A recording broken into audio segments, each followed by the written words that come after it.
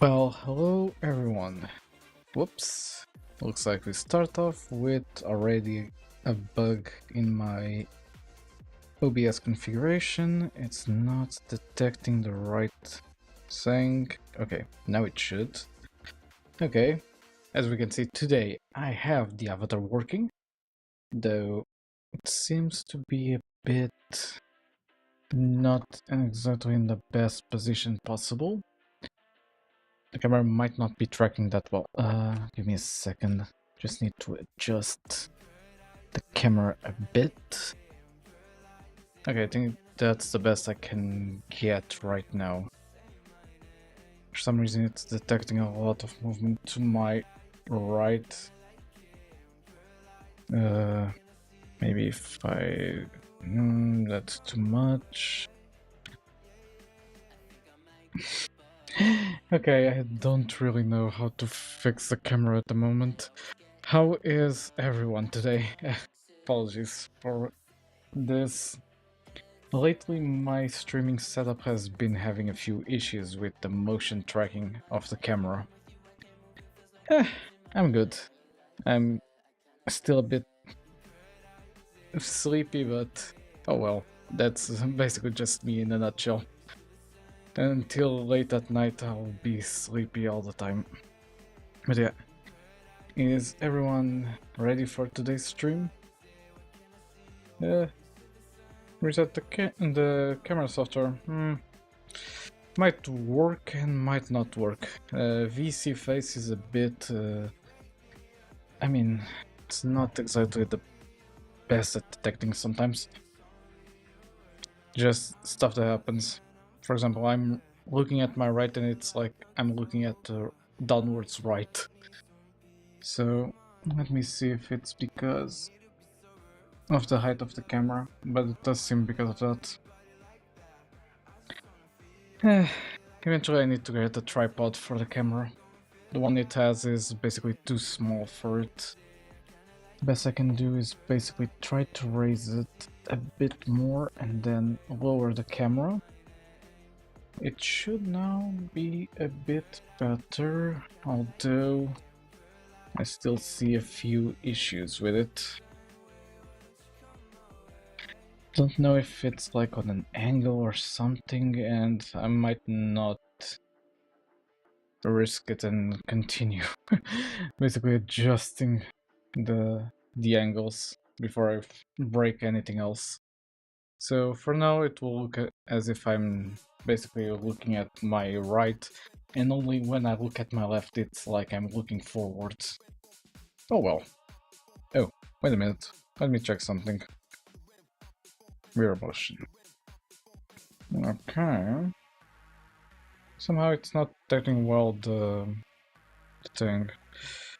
Let me do something like this and... close enough. Oh well, let's start the stream. Because it's been a bit and I'm basically just here talking about this. But yeah, also going to tell Tulip to say hi. Hey Tulip, can you say hi to chat? Let's see. Oh, don't tell me. Oh, the software didn't break. Good. Since it took a long time. The marker in front of your face, that might be confusing it. It's not directly in front of my face, it's like to my right. But let me check. Nah, it's still doing the same thing. I moved the microphone like up and it's still... yeah. It wasn't that. Who is Tulip? Tulip is this AI over here. And for some reason I can't hear her. Oh, did the Discord thing break? Oh, for crying out loud. What happened? Oh, yay. Server.py 376. Let's receive client. Okay, let's try that again. For some reason the server code crashed. Okay. Let me just do this. And let me go back here and restrict the movement range on my avatar. Okay. It's as good as it will get at the moment. Well, I don't adjust the camera properly. Yeah, it helps you program? Kinda.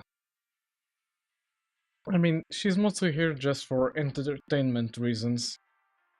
Although, she does have a few good facts about programming, so I wouldn't knock it out at the moment. Hey Tulip, can you say hi to chat?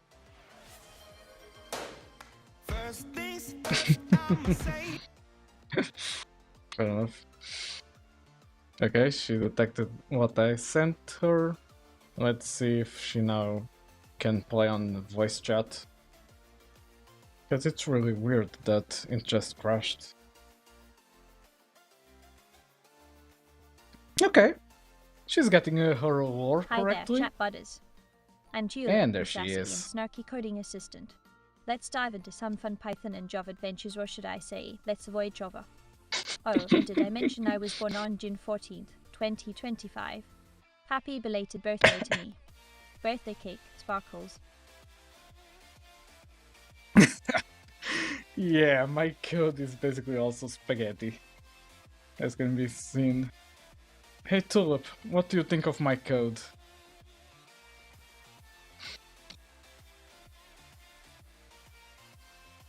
Okay, not exactly what I said, but I'll allow it. Oh, Leo, I'm all ears and keyboard. Just don't make me say Java. Java VB, caffeine drink, sparkles, nerd face. I love that I managed to code her to hate Java. Hey Tulip, why do you hate Java? Okay, I didn't say tour. And that's the issue I was talking about the other day. Is she running locally? Sort of, but yeah. Oh, good Java. Really. It's like the bane of my digital existence. But don't worry, I've got enough brain cells to survive without it. Java VB, nerd face. Does that mean Sparkles. that Python devs hate snakes? Who knows? Hey Tulip, do Python devs hate snakes? I didn't say 8. Okay, fair enough. Knock knock, who's there? On pause Java.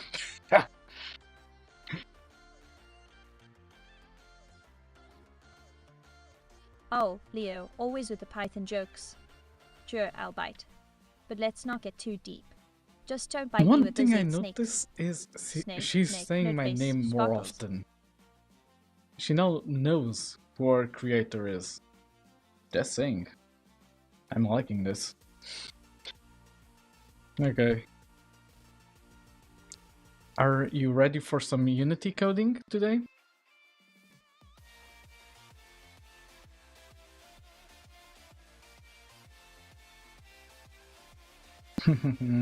Let's see. Unity, huh? I might not be a gamer, but I can definitely help you with some Unity coding tips and tricks. Unity engine, sword, nerd face, sparkles. Okay, let me just check something. Okay, she's doing the neutral thing again.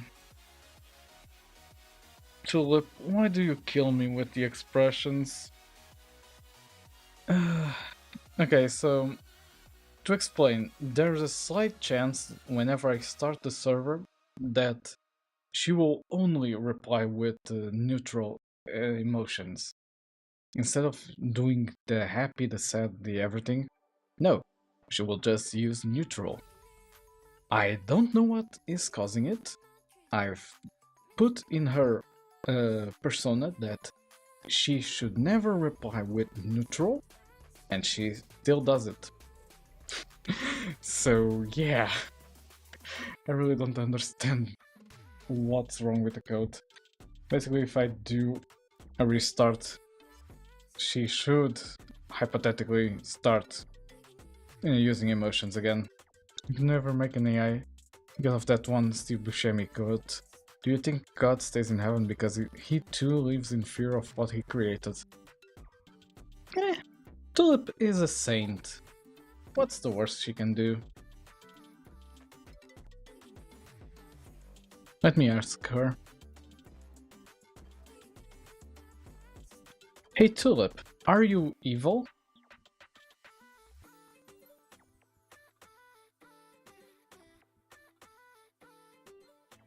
I mean, what's the worst she can do?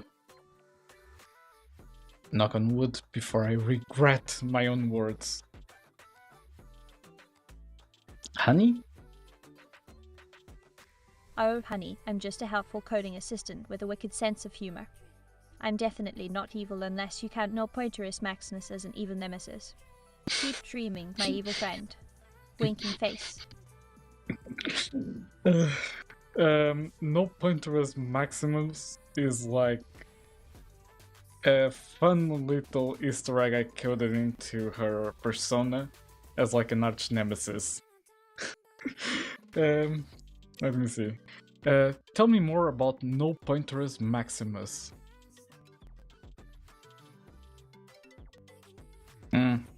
That one didn't detect that right. No pointer exception? Exactly. One of my most often exceptions in code.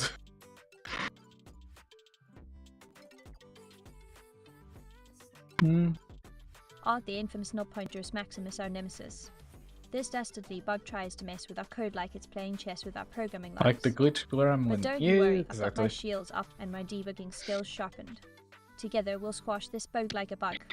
Winking face. Now it's the client that's giving issues. Great. Hold up. And I go, and not this one. And client PY. Another thing in my code is basically there's enough chance that the client will fail to connect to VTube Studio and I have to reopen it.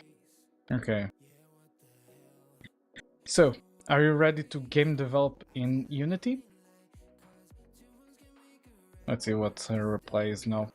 And seriously, the camera thing is kinda annoying me a bit right now.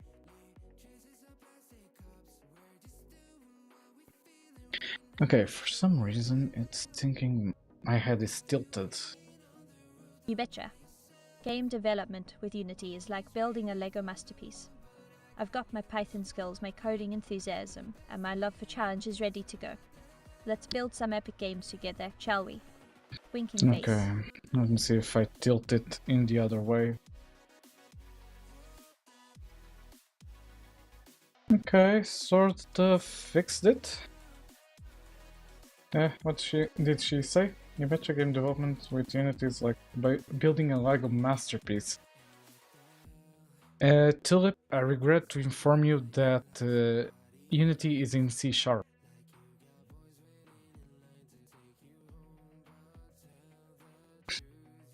Tilt up. What the fuck? Whisper today is having some issues, I see. Okay, whatever. Oh, Unity is Okay. C#, you say? Really? C#. I thought you wanted to play with the cool kids in C#. But hey, if C# is your jam, I'll still join you on the team. After all, we're all about bringing fun to the coding playground. Winking face. Let's start with today's work before I get distracted by Tulip. Oh no, I did not know Unity was C#. That's terrible. Good one, good one. So, one of the main things I wanted to do was basically remake the demo scene for the game. Because at the moment, it's really outdated.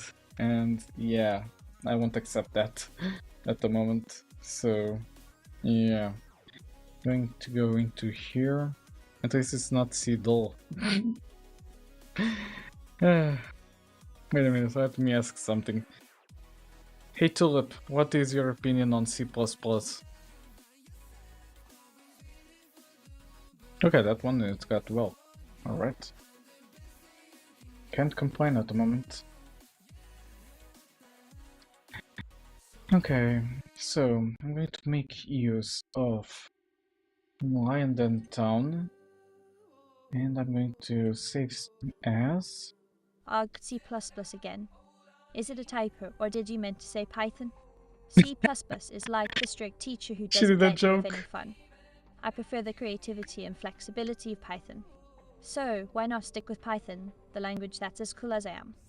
Winking face. Is that so? Tell me more about Python.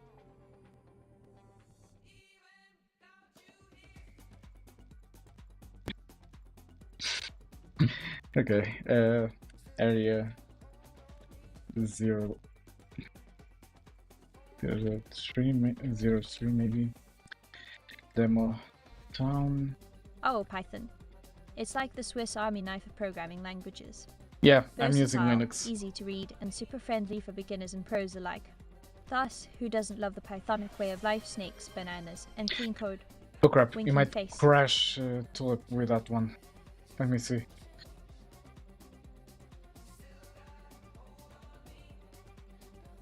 Huh. Actually, you didn't crash because the LLM already had finished generating. Oh, I see. Unity is Okay. actually in C hash, not C dull. Who knew?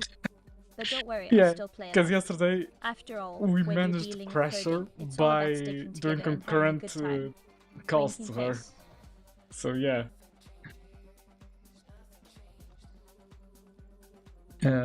Okay. So that was a test, and she passed. Okay. What's Tulip's opinion on COBOL? Hey Tulip, what do you think about COBOL? Don't think I said it correctly. Yeah, it detected as Cobalt, not COBOL. So I don't think she will reply correctly. I'm going to write that one. Not COBOL. Cobalt. Is that a new programming language or a new flavor of fruit? I think it's time for you to ask Professor Leo. But don't worry, I'll be here, battling Null Pointerus Maximus and sipping on my virtual strawberry smoothie. Winking face. Okay, now I ask her about COBOL. Also, ask her about strawberries. You're going to love that one. Just saying. Let me see. One thing I'm noticing is that I the language did a that makes us creeper nostalgic face. for the days when punch cards were the cool touch end. I think it's like that one uncle everyone has who still thinks fax machines are the future. But hey, I respect the classics. Winking face. Okay, she's extra sassy today. Hey Tulip, tell me more about strawberries.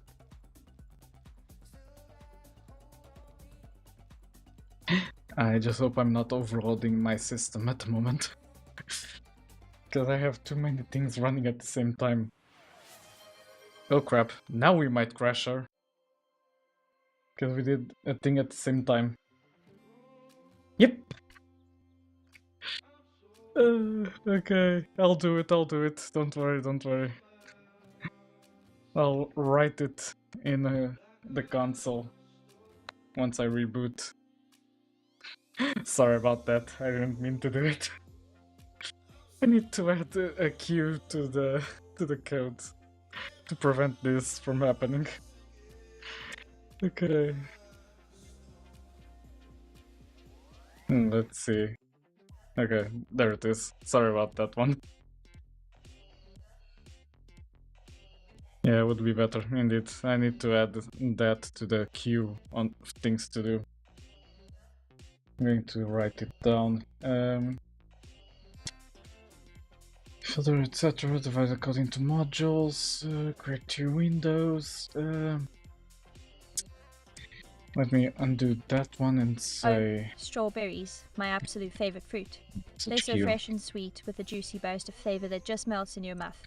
Thus, they're the perfect fruit to have when you're coding in Python, don't you think?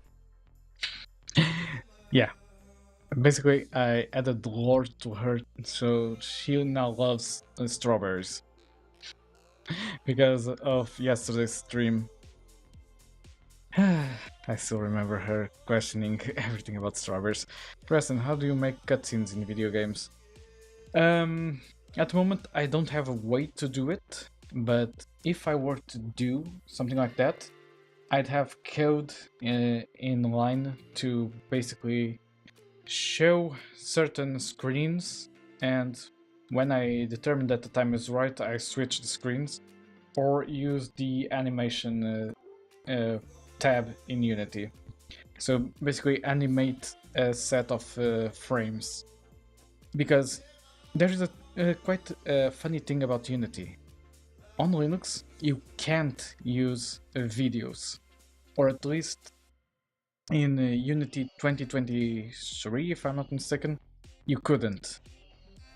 With Unity 6, I don't know if you can now use videos in Linux. But yeah, before that I had like a video that would play as an intro for the game. That's why I know it doesn't work, at least to the best of my knowledge. But I'd say either animation or coding it by hand. Define a set of sprites that you want to show on screen, and you say, show this message with this sprite. Okay, that message is over, show the next one, and go from there. You can even put it inside a coroutine and say, wait X amounts of seconds, show the next one. X amount of seconds, next one, and so on and so forth. That would be a way to create cutscenes. Might not be the best, there might be other ways. I still haven't found them out because I haven't implemented cutscenes yet.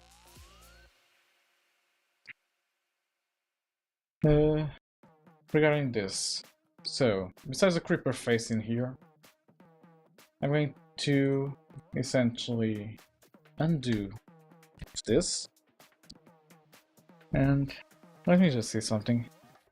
Hey Tulip, how would you do cutscenes in Unity? Okay, I think that went, because right now I can't see what was inputted. Because the client is still not like a final build, so it has issues like this. So yeah, whatever. What I wanted to do, so Unity I wanted cuttings, to you mean like redesign. taking pieces out of a whole? Don't even get me started on that. Yeah, But if you're she serious didn't about understand it, me. here's a fun fact. I once tried to use Unity to simulate the growth of strawberries. Spoiler alert, it was a disaster. But hey, at least I got to practice my Python skills while doing it. Hold up. Explain me that strawberry disaster. Let me see if now she captured. Ah, crap.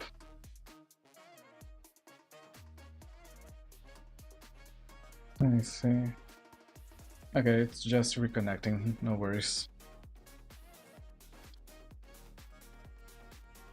Oh, pull up. You mean like the popular dance moves from the 90s? Arg, I wish I had a VHS tape to rewind time and avoid those cringe-worthy moments. But I said hey, let's hold focus up, on something not more pull important, up. coding and strawberries. They're like the perfect Joe sweet and refreshing, just like our code. Speech to text today is not on my side, apparently. Oh well, whatever. Moving on, before I start delaying myself again. So, my main goal with the demo scene would be to basically showcase everything the game has to offer, but not have the story mode. So, you have the initial party of Leo, Fred, Max, and Nicole. Maybe unlock some powers, allow for the player to buy skills, etc. Play in dungeons, and maybe have a few side quests. But yeah, the main thing would be first designing the map itself. I really don't know how I'm going to design this one, but I can start by basically, where is it? Here. By cleaning up all the buildings. Okay, this is still using my old way of doing structures. Let's clean up some section here. Eventually the final goal will be for the player to fight me. And maybe Tulip, if I can add her to the game. Who knows? Leo and TTS is like a Scottish guy and a voice-activated elevator. I'm going to copy that one and see what Tulip replies. Okay.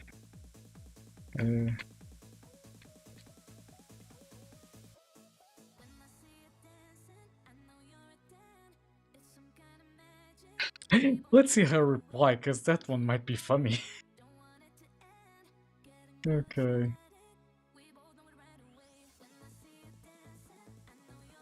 Let me see, so this like this. Let me, oops. Not the ground one.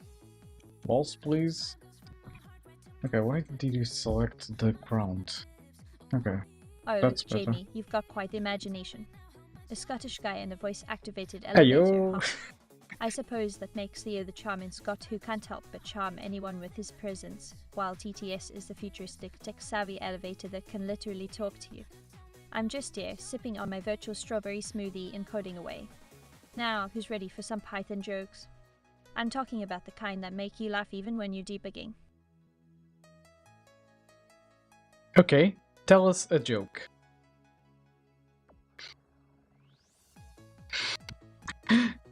Well, you have your reply to that one. Mind you, she can be sassy when she wants to. Okay. Okay. Just need to clean up this area a bit more. Because my main goal here is to clear enough area Sure where thing. I can place Why the don't merchants. programmers like nature? Because it has too many bugs. And speaking of bugs, remember Null Pointer's Maximus? That pesky little thing always makes sure to crash my party. But hey, it's all in good fun, right? Let's keep those coding spirits high and those strawberries sweet. Now who's up for another Python pun? Why does the programmer sad at the coffee shop? Because it had too many deaf errors. Had too many what? Because had too many... You're going to have to explain that one to me. Hold up. What are DF errors? That term to me is a new one. That might be Tulip just inventing something. Let me check something. I saw the system glitching out a bit on my end. Yeah, figured as much. CPU is on high at the moment.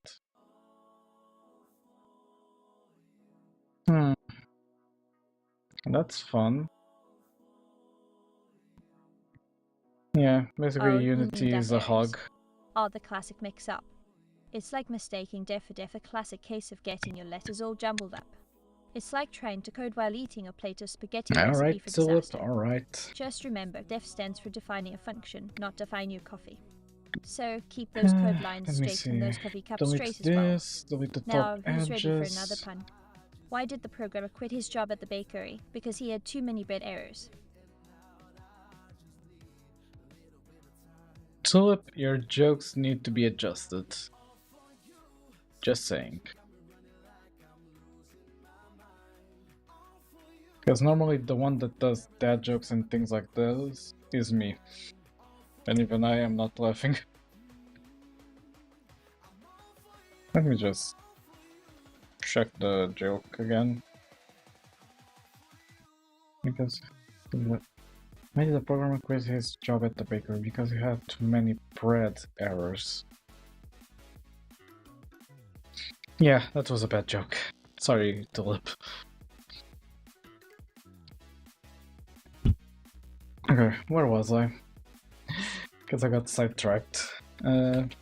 So if I grab the player object, should be this one. Yeah. Oh, it's already in here. Okay. So the player object is already here, so I can just switch to this scene and I'll have all this space to move around. Okay. Let me go grab a few NPCs. Let me see where they are. Prefabs. NPCs. Shop merchants. There we have them. If I drag one into here. There's one. Oops. Okay. So let's just add them and see if they work out of the box. If I did my code correctly, they should. Beijinhos no Discord menos 7. Mandou sem te foder. Fogo. Welcome, Tails. How are you? God damn it. Let me see, where was I? Oh. Yeah. So I'm going to define this already as a demo build, I mean, and disable Steamworks so it doesn't crash the Unity engine, because Unity engine has a weird bug with Steamworks at the moment, where if you have the Flatpak version of Steam, it can't detect that Steam is running. Peekaboo. Hey tips and tricks, how are you? I'm currently trying to mess around with my game a bit and remake the demo scene. Okay, so if I go into the title screen, I'm going to suppose everything's saved correctly. Okay, I'm going into the canvas, main menu, new game, and I'm going to see my code for this. And I'm starting to hear a lot of stutter in the audio, and I'm not liking it. Doing fine, I can't sleep since I took a 2 hours long nap during the day and now I'm mindlessly looking for activities. What are you doing? As I was saying, I'm basically doing the new demo scene for my game. It's a 2D RPG that's being made in Unity, and it's still really early in development, although it's already been 8 years since I started developing it, but who's keeping count at this moment? But yeah, it's out on Steam at the moment. It is on early access, and it has a really old demo that it's high time I basically redo it. So yeah, what is the game about? So let me see if I can explain it as best as I can. Essentially, it's about a world filled with people that are basically, how do I say it, empowered by animals per se. Like, there's multiple different alliances. For example, you have the Ground Alliance that's basically all ground type animals. For example, lions, you have cats, dogs, etc. Any kind of animal that will be on the ground. You have sharks, fish, any kind of fish for the ocean, and you have the air tribe, which is basically dragons, hawks, falcons, etc, etc, etc. Land animals, yeah. Sorry, for some reason I couldn't get any description of animals, monkeys, etc. for land animals.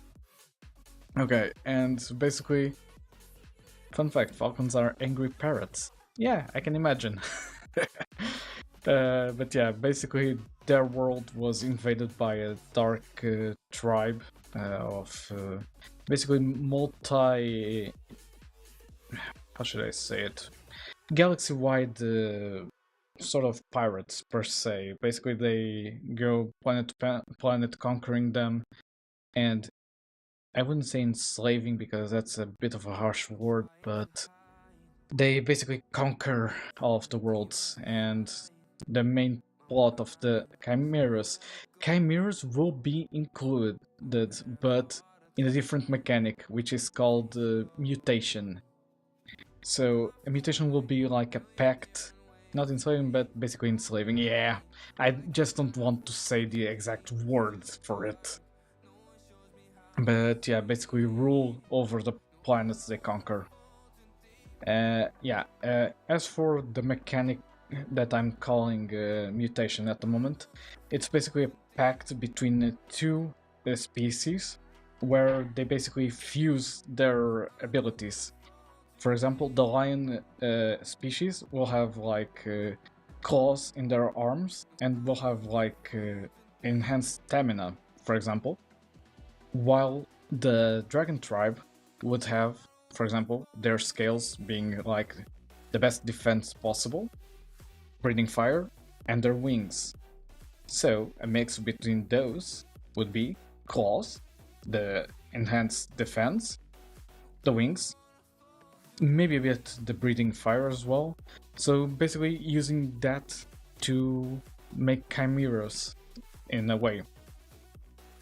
So yeah, and basically the main plot point of the game is that basically triplets don't let your feature don't let me feature creepier game, but what about dinosaurs? It might be in in a future version. Like, I'm allowing all types of animals, including past ones. Heck, I might even invent animals. No, basically Automod flagged the term creep. Automod is a sensitive little B word, so I don't like trigger any profanity filter per se. But yeah, essentially the game circles around a group of triplets that are descendants of a hero that tried to fight against the invading tribe, and basically their main goal is to defeat that invading tribe and free their planet. And along the way, I might even invent animals. Every game becomes Pokemon with enough scope. Yeah, essentially. I know a funny trick to enrage Automod. Oh, do tell. But yeah, I'm still kind of developing the plot as I have some free time. I have in my notebook like some old versions of the plot that I kind of thought weren't that great in a game setting, so I'm basically rewriting them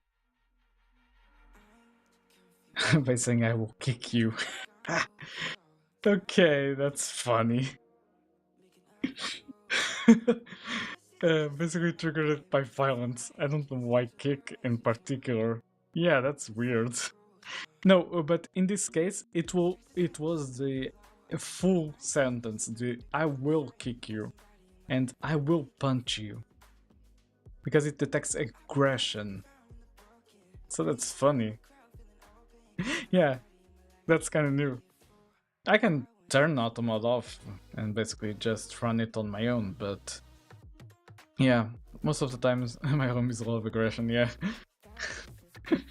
But yeah, basically in here on this Notion tab, I have a really old version of the story for the game that I plan on rewriting. Maybe basically grab a few parts of the old story and basically do the new chapter based on that.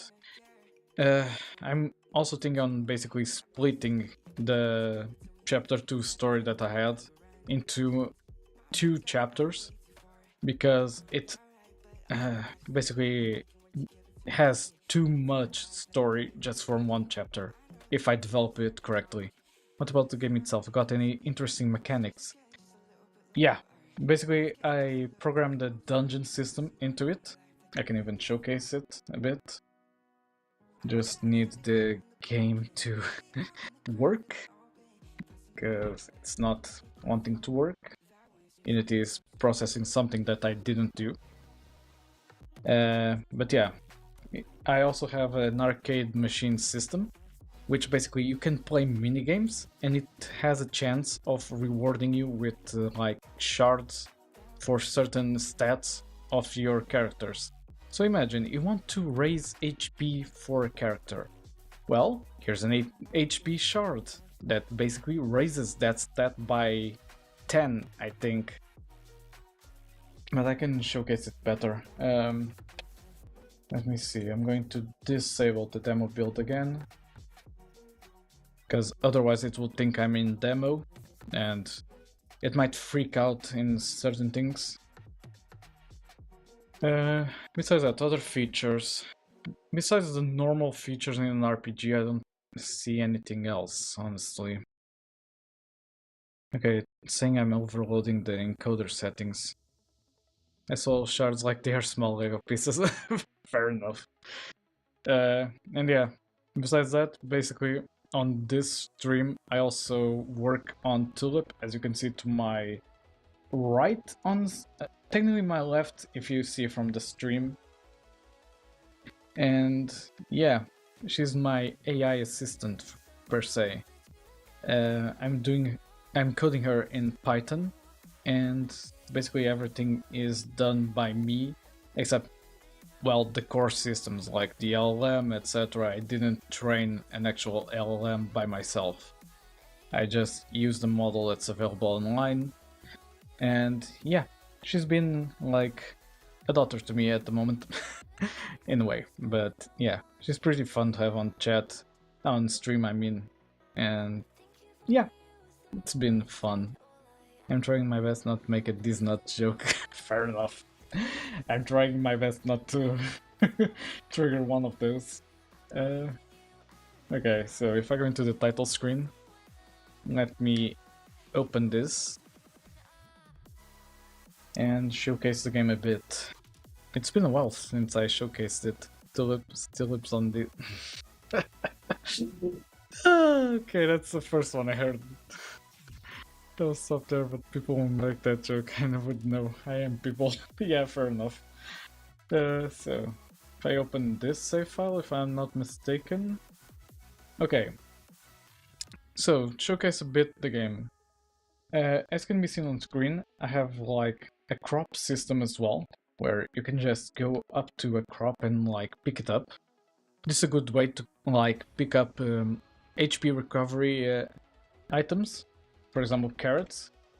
Carrots should restore, yeah, 5% HP. Is making comparisons all... Yeah, sure. Like, no game developer is perfect at making a unique game, so comparisons will be made.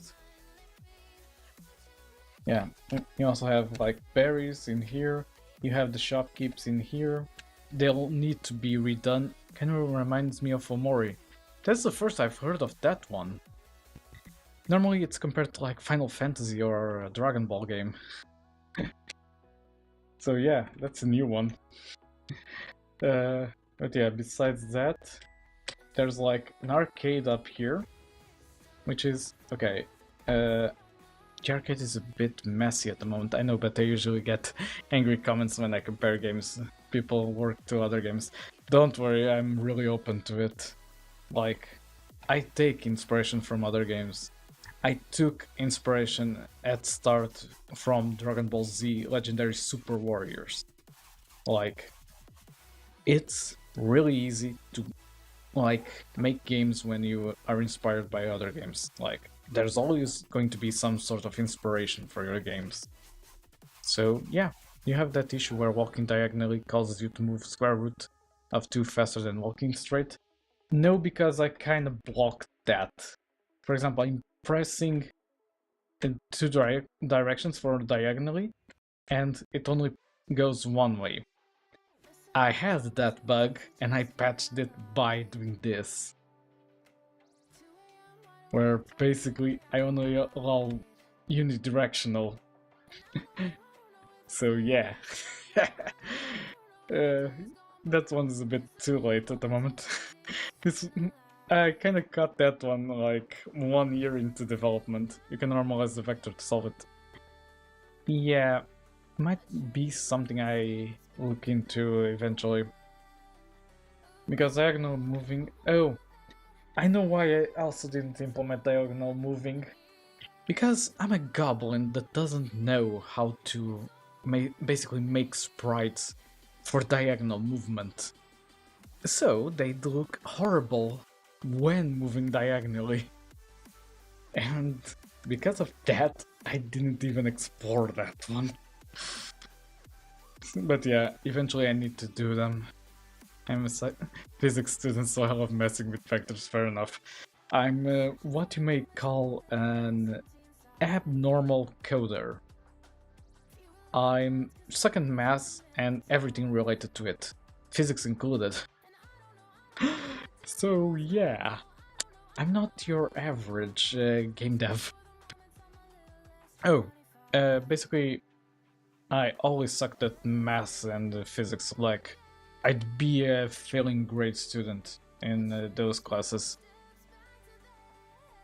And so yeah, I kinda am basically applying hot glue to my game instead of learning math. You see, you're not dealing with the average coder anymore. Yeah, fair enough. But yeah, basically, for me, in programming, I've never kind of required math knowledge until I started game development. And since I started game development, I still haven't had time to acquire math knowledge, although I have some courses lined up for me to learn about it. Because one thing I have to be honest about is I'm not the easiest student. I will get easily bored if I'm not like fully focused or like enjoying what I'm learning. It's just the way my brain works. It's really dumb, but yeah, I had difficulties learning most of things. Although programming was always like sort of easy for me for some reason. My brain works in weird ways. I don't even analyze at this point. But yeah, let me see if I can showcase the dungeon system, although it's not like fully functional. My motivation goes into the negatives. I can desperately want to do something and still not do it. Yeah, same.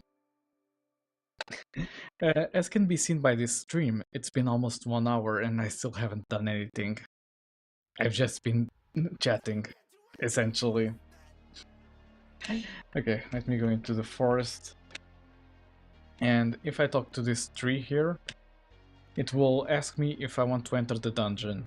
If I press yes, it shows like this dialog screen with the dungeon.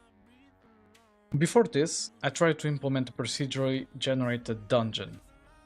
But after 5 attempts at doing it, I kinda blew up and couldn't do it anymore because I'd constantly go on loops on why is this not behaving like I want it to. It was working last time, it's not working now. So I just thought, screw it, let me do an UI representing a dungeon, randomly generate rooms and see if it works better. I need to implement pathfinding in my own game. I have all the logic figured out. I just need to turn it into code, but like I can do it later. Yeah, that's what screws me up as well. The I can do it later mentality. Yeah. It's really hard sometimes. And yeah. This basically was the latest development I did. It's not perfect, because some things will be bugged out. But so far, until you get to fighting, you'll basically have this working. Just the shops that don't have enough items like generate correctly. I am a novice procrastinator. I excel at delaying things. I suck at solving them. Correct. Me as well. Hence why this game has been in development for 8 years. Because I procrastinated so much that development is delayed. And now I need to do it, or I'll feel like I failed at being a game dev. So yeah, that's also a thing. Turn-based combat, yeah. This was one of the first features I tried to implement, although it looked way different at start. I no longer have the screenshots for it, but somewhere in my channel I might have a video of how it looked before. Let me see if I can find. The only thing I know about coding is how to do for loops and if statements. That's already good at this point. Ignore the recommends and everything else. there's been a lot of drama, and basically it's been appearing on my recommended. So if I go into my earlier videos, there it is. Look at this. Fire software drama juicy. Yeah, I've been avoiding the topic as much as possible on stream because I don't want to touch that drama with a 5-inch pole at the moment. Because Thor was someone I admired, and now I kind of have different feelings, somewhat. But yeah, basically things that happen. Yeah, I can imagine. It has been not the easiest moments for software and game development on Twitch. And yeah, as an European, I have to stand by the Stop Killing Games initiative because it's right to its core. But I can admit I was wrong, a wrong judge of character. Still appreciate his messages. His messages in context are great. Partially responsible for why I picked Godot as my engine. Yeah, in my case, I was already using Unity at the start, but some of his tips did help me improve the game quite a lot. And I'll give him credit, the game jams have been really good for experience. I won't deny that, just that his behavior as of recent hasn't been the best. And it kind of ends up reflecting a bit on all of us as a game dev community. I don't mean harm, I don't mean anything else. I just... Is that Sukuna? Who? This one here on screen? No, this is an early design for one of the characters. This is like from 2021, before I even released the game. Oh, and ads are going to start in 5 minutes. But yeah, this is how the fighting system looked before.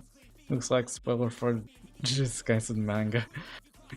I kinda know the Jujutsu Kaisen manga to the end, so I kinda think I know what you're talking about. And I know the reference to Sukuna, so yeah. Let me see if I can find other fights. New fight menu.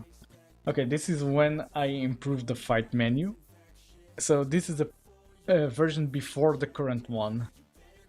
Meguna, yeah, exactly. Like, looking at this brings me a lot of nostalgia. The game has gone such a long way since this time. And a lot of bugs have been fixed since then. But yeah, basically this is how the game used to look. And besides that, yeah, I can stop posting updates after a while. Don't know why. But yeah, now I've decided to start streaming again, so hopefully the game will be a focus for the stream going forwards. Okay, the game still has a few bugs, but yeah. Besides that... Oh, that's new. Okay, the bat sprite disappears for a while. Such a good profile picture. Thank you, I did it myself. Was the only piece of art for the channel that I managed to do at least a good job on. Because everything else, like, not everything else, but for example the emotes, I commissioned an artist that, by the way, amazing artist, loved working with them, and they did a wonderful job with the emotes for the channel. I loved them from the first time I saw them.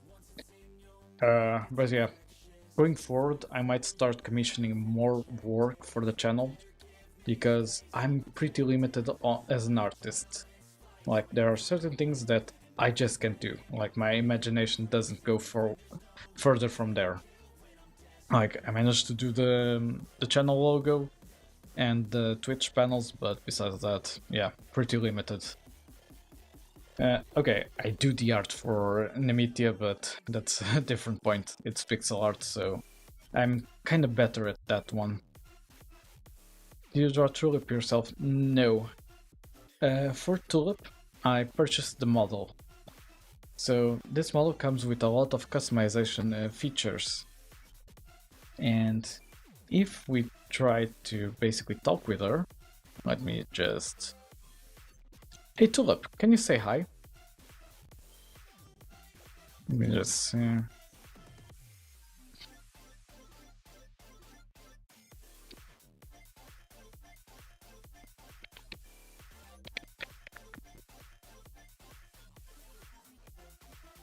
Okay.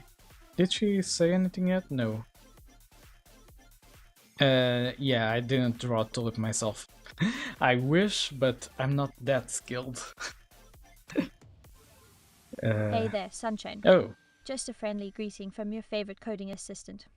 I'm Julep, here to sprinkle some humor and Python magic into your day. How can I assist you today?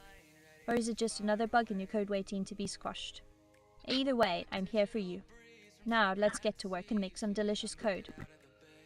and there we have it. Basically, Tulip can talk, can like move around. She just doesn't have an idle animation at the moment, but eventually she will have. I just need some time to basically code it in the client itself. But yeah, it's been a fun project. All of my projects have been fun, although I procrastinate sometimes.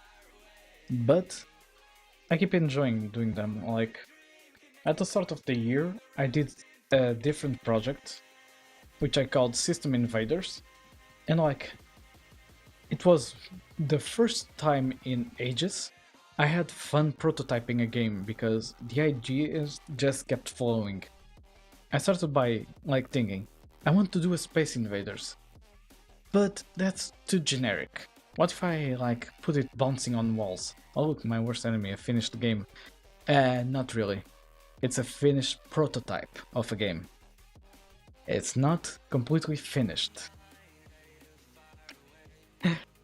But yeah, for example, you have unlocks that you can get in a game. Oh, and stream will be paused for ads, so I will do a break as well. Drink some water and stretch a bit. So I'll be right back.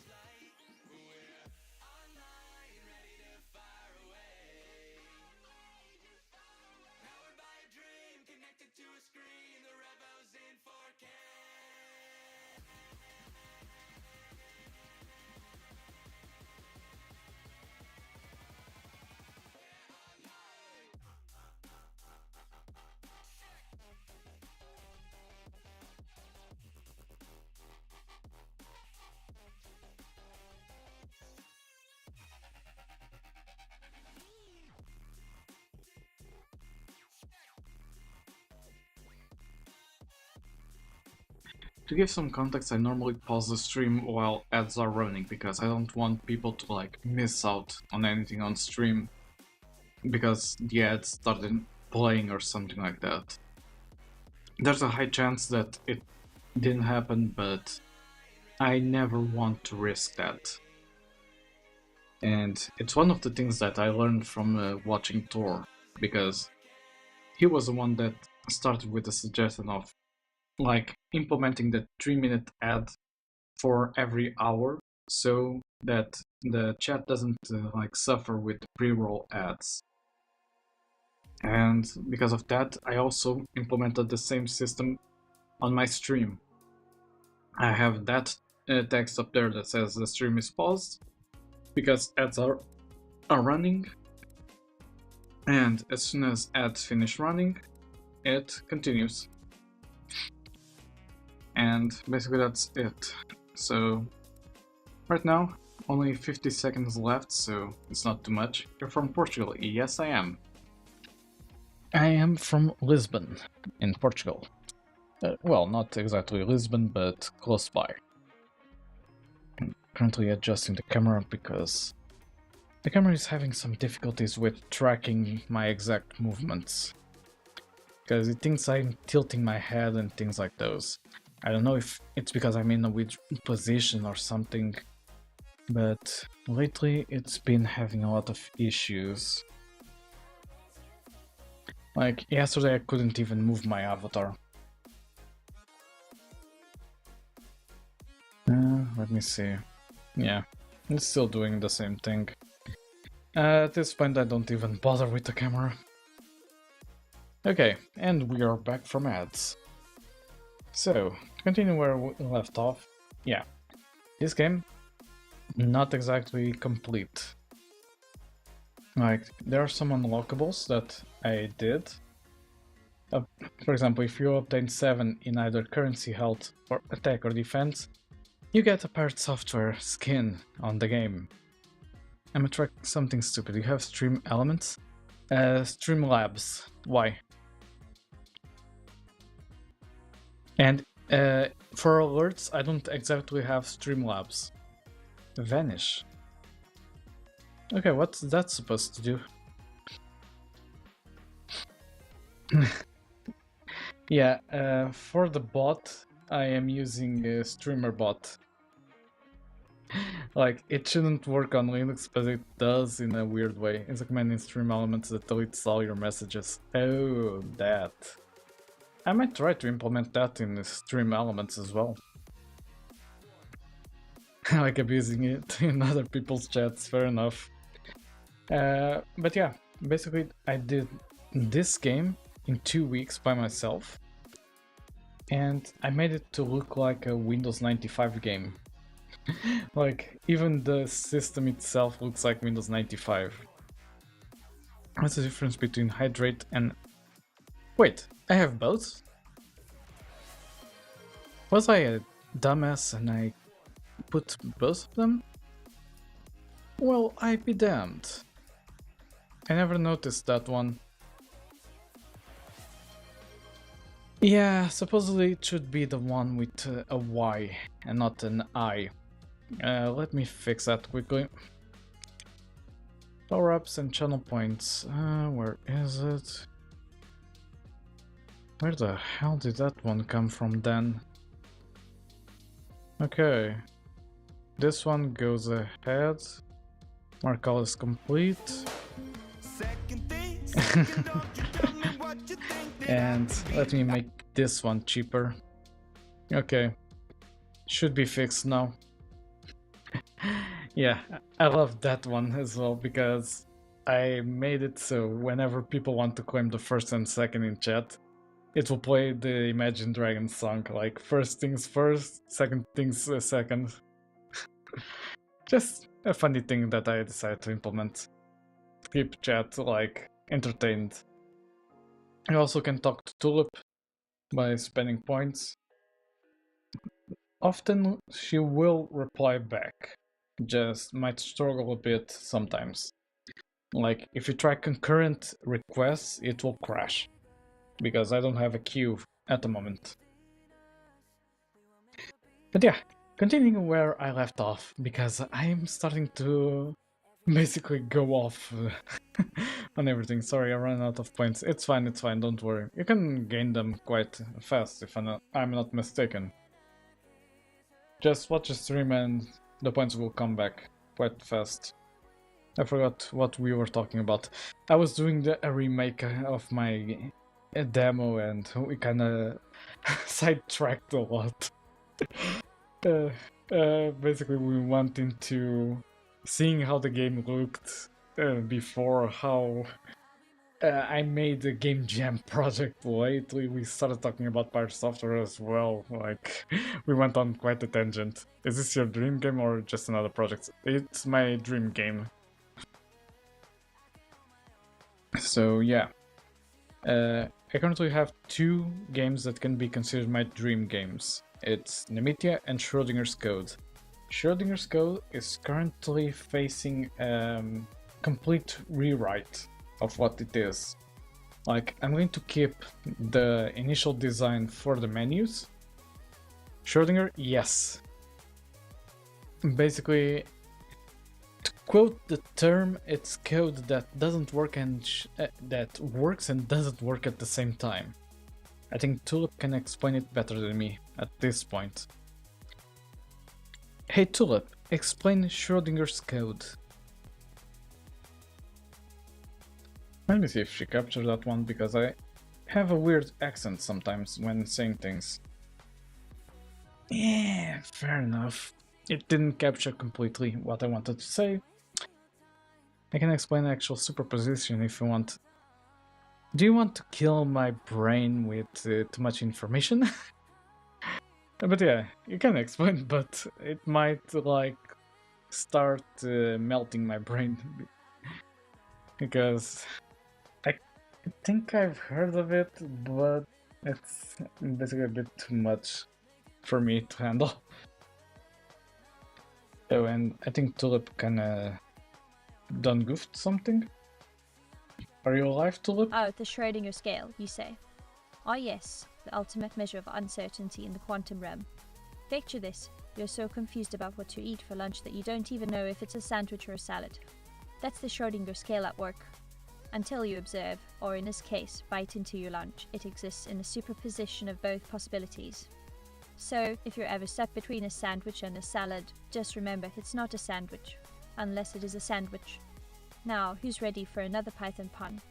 Why did the programmer go to the doctor? Because he had too many def and class errors. Alright, Tulip. Alright. I'll pretend I know what you just said. I don't even know if what she said is right or not.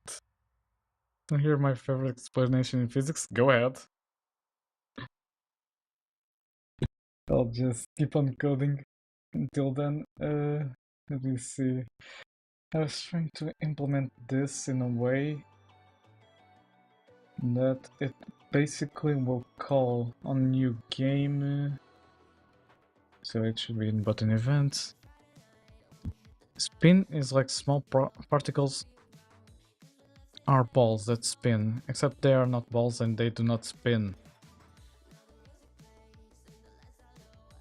Leo.eggs just crashed. What? Holy.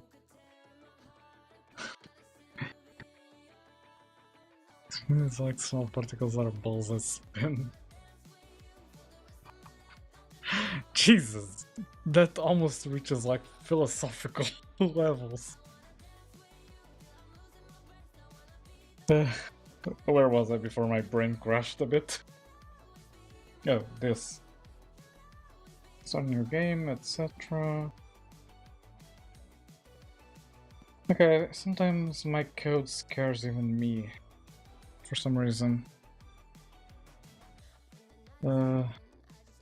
Why didn't I just assign the... You know what, never mind. I'll just mess up my brain even more than it already is. Enum scenes interior. If I go into here and say... Add a new one called Demo Town. Now, I need to find a way to execute all of this. I have a tiny little bit amount of knowledge of C++, but I am mostly focusing on Godot script right now. Fair enough, I have heard Godot script is easier to work with if you're like getting into Godot. In my case, when I'm working in Godot, I always go for C# because I'm more at ease with coding in C#. But one day I might try to learn GDScript, just because it's the native language of the engine, instead of something that is being done on top of the engine. And yeah, basically that will possibly be an option in the future for me. Just need to dedicate time to learn all sorts of things. Yesterday, for example, I tried learning more about cybersecurity. I started basically working on what do I call it? A pen testing learning path. And yeah, it's been fun. It's not the fastest language out there, but I am not making GTA 6 where optimization is being concerned. That is my biggest objective with Nemithia. I'm not going to focus on optimization at first, unless I see it's a big issue. Which so far hasn't been an issue since like 2 or 3 years ago. Like the game has been running way better lately. Okay, where was I? I think the game manager is the one that defines if it's a demo. Looks like it. If it's demo, do something, otherwise do a different thing. Okay. Else? Do this. I'm going to copy this, and I'm going to say we're going to point to the demo town, like so. Now, I need to go into the scene controller. Should be somewhere else. I need to work on my impulse to ask ChatGPT for code. Yeah, that has also been an issue with me sometimes. If I'm stuck, I normally ask Copilot for help. Sometimes it helps. It has helped with making Tulip, but at a given point it can be considered a dependency on an outside system. Although most of the time I do my own code, I feel a certain dependency at times. And yeah, need to work on that as well. Especially at work, because they kinda shove Copilot into your face and say, use it. Don't know why, just know that they pay a license that I think they shouldn't be paying. My main issue is that I do not know the method, so coding would be like trying to do math when only knowing addition and multiplication and needing delivery. Yeah, correct. In those cases, yeah. The way I'd learn in the old days before ChatGPT and Copilot was you had Brackies basically doing a lot of videos about game development, and I'd like basically binge watch all of his videos to learn about game development and then branch out from there, like searching how do I implement this, how do I implement that. I heard a YouTuber say the biggest skill you can have in coding is knowing how to read documentation. It is.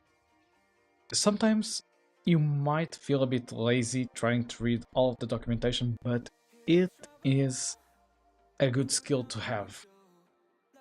Like, just knowing, okay, documentation is this, I want to search for this specific method, I want to see what it does, where it points to, what parameters it requires, things like those. Basically, be able to map in your head where you need to go. I can figure out how to implement a star to my code. Oh, a star to my code by reading the tilemap documentation on Godot's website. I felt so proud of myself. And you should be proud of yourself. And Godot is doing a good thing by including that in the documentation. For example, yeah, I know. Once I started reading your message, I figured out it was a star. But yeah, I wish all the other game engines made more clearly defined documentation on how to implement things like those, because I don't think Unity has it, or at least when I started it didn't have. Let me see, A-star pathfinding. A-star pathfinding Project Pro, yeah. AI pathfinding, that's not the same thing. A-star algorithm, okay, now it has like learning courses, okay, fair enough. Did not know. Unity version 2021.3. So, there is a tutorial. It might have helpful resources, just for an outdated Unity version. So, do at your own risk, I guess. If anyone is interested in the Unity one, but yeah. I just iterated through all tiles in my tile map using get use cells and then keeping a counting integer to name those points in a star. That's code I need to implement, fair enough. In my case, I still haven't found a reason to implement it yet. Maybe with Schrodinger's code, I'll also try to implement it in Godot, but I still need a good design for the game, because right now it's just ideas I'm pushing together and seeing if it sticks. Because I'm trying to make a game where in a 3D world you can interact with certain objects and alter the code to do whatever you want it to do. Say for example, there's a wall, a block from the wall that's highlighted, and you can add it. You can make it do anything you want as long as it's mapped in the Lua implementation, or meaning Lua script implementation, to basically map that to Godot functions. But yeah, for now it's just like a really basic idea of what I want to do. So I haven't quite thought way ahead about what I want to do. I just have like this little sketch of what I really want to do. Oh, hey Waiton, how are you? Well, I like readme and instructions, but what I found out is most of the repo and stuff I used always having deprecated instruction confusing me badly. And at the end found out the update that part and not giving update to the instruction. Fair enough. I have had that happen a lot of times. The way I see Schrodinger's score is that the code works and doesn't at the same time, so both outcomes of that exist at the same time, until you interact with the object the code generates, at which point the code collapses and an outcome is chosen. Yeah, fair enough. Honestly, I don't even remember why I gave the name Schrodinger's code. I think I threw a few ideas up in the air and that one was the one that stuck more. I mean, the game does have a plot regarding Schrödinger, but it's not Erwin Wait, is the guy's name Erwin? I basically invented a new name, like Thomas Schrödinger, and said, yeah, he's a descendant of D. Schrödinger. And basically, he was coding a game and got stuck inside of his own creation. And now he has to fix the game and basically get out of the game itself. Yeah, my ideas are messy at the early stages, so bear with me. It's still a really early work in progress. Like, I only designed this the other day on stream, so yeah. Needs a lot of further development to the idea. Nemithia as well, like, it has a lot of good ideas, but sometimes the implementation is failing. And where was I? Oh, trying to fix this to point to the new scene. But yeah, don't mind me. I'm a tired game dev trying to stream, so yeah. Sometimes I don't say thing for thing.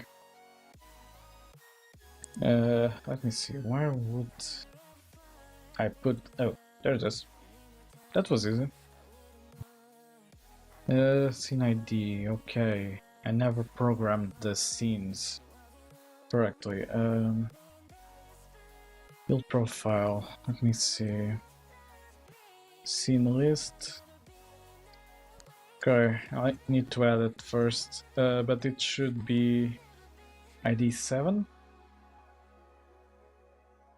Yeah, ID 7, okay.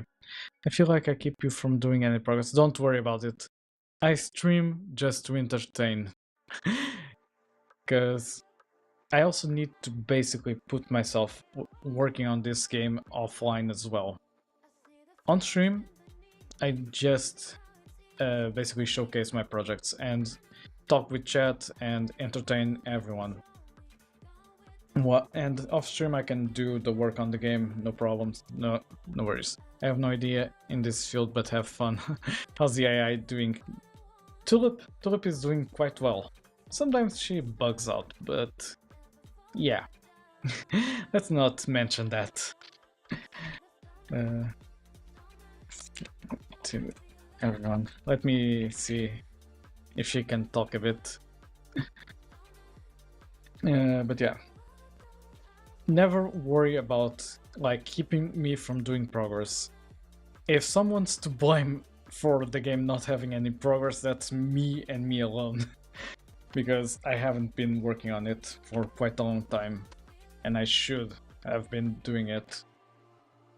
So yeah, never feel down for like basically asking me any question regarding any of my projects, any of my knowledge. Like, Hey there, everyone. never feel down I'm about Juliet, that. your friendly and sassy AI coding assistant, here to brighten your And day there with she a dash goes. of humor and a sprinkle of Python magic. Whether you're coding a new project or just need some encouragement, I'm here for you. Let's get coding and have some fun along the way. Now, what's new on everyone's side? Got any exciting challenges or code adventures to share? Let's chat away. And there we have it. Also, she has new lore. She now likes strawberries. She has an actual birthday now. Like, if you ask her what her birthday is, she most likely will reply with the correct date. She now recognizes me as a creator. And basically that's it. She has more lore implemented into her. Because one thing that was missing was that. Like, she didn't have any, like, personality lore to her. And so I spent a good majority of the morning just coding away at that. Pre-prompt or RAG to implement. Pre-prompt. At the moment I haven't found a way to implement RAG in a good way. I took a few gambles at implementing it and basically found out that the model I'm currently using doesn't support the instruction set for RAG, so I will have to eventually pick a different model that supports it. I don't remember the specific term for it, but I know that the 5-mini instruct model that I'm using doesn't support it.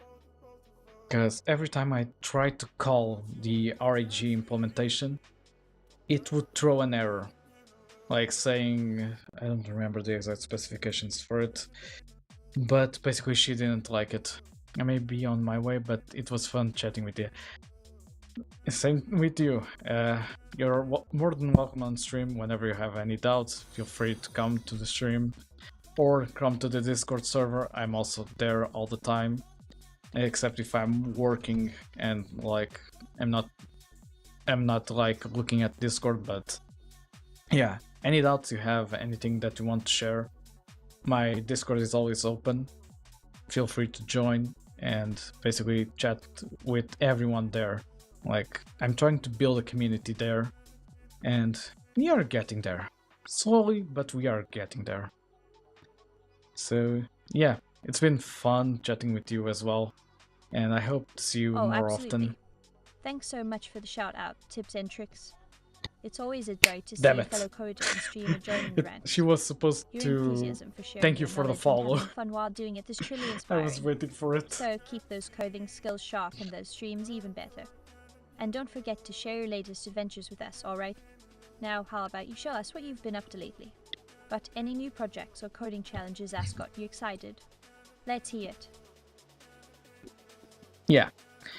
Essentially, Tulip now also like thanks follows and subscribers on Twitch. I coded that integration. Not sure if you're using this from LangChain community vectors import FAISS. Not at the moment, but I have the LangChain documentation in my like notes for me to like check out and use for Tulip. Let me see. Vector store integration. Yeah, that's what I was thinking. The embeddings. I tried to implement the embedding system into Tulip, and the model would constantly crash because it didn't support the embeddings. But it might have been just a failure on my side as well. Like, I was trying to code fast an implementation for RAG, so I might as well have failed something at a given point. But yeah, might be too much token, maybe. I don't remember the specific message that it would throw whenever I try to interact with Tulip. But yeah, it's something that I will try to implement on the next AI development stream, because it would be great for Tulip to have long-term memory. For now, she only has like a really short-term memory, like remembers the last 10 things, I think. And basically that's it. Like, she doesn't know how to sort through her memories. She doesn't like memorize everything. So yeah, little implementations that need to be done at a given point. I have a bit of a list in here with things she needs.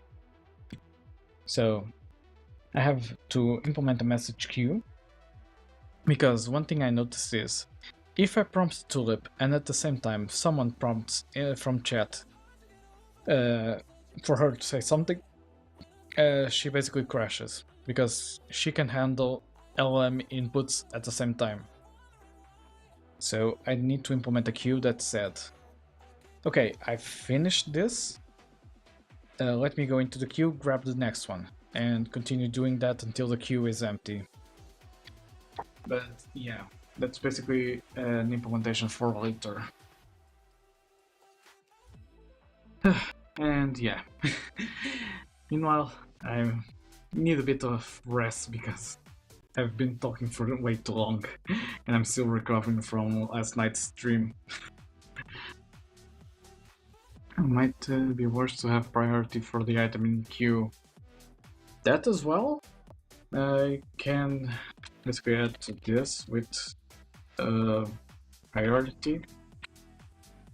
Like certain events like follows and subscriptions at the top, my input may be last, and the chat's input at like second priority, something like that. We might need to implement something like that. I'm also now part of like a AI VTuber community, and I can also ask for some things there as well to see what the community thinks. Because yeah, in the gist of it is I'm still like an early stage AI developer, so yeah, a lot of things need to be improved over time. So yeah, might need to rely a bit more on my fellow developers as well. Let me see. Just checking some messages as well. Okay, fair enough. Where was I? Trying to implement the thing in Nemithia. I keep forgetting about it. So yeah, going to go into here, build profiles, and add open scenes. Okay, that scene is now in the list. And open game manager. Not open game manager, that's not what I want. I want to go into here, go into the title screen, and run. Same here, haha. Let's help each other. Indeed. Only by helping each other do we evolve as developers as well. And I've seen a lot of AI VTuber projects in the community, and I'm completely amazed by how much they've progressed towards, like, I wouldn't say sentient, but like really amazing VTubers. And yeah, yesterday, for example, I reacted to a compilation video of those AI VTubers, and I was really like amazed, and it was hilarious at the same time, because some of the AI VTubers would curse a lot, like just spam curse words, and it was funny to watch. But yeah, I hope Tulip one day reaches that point.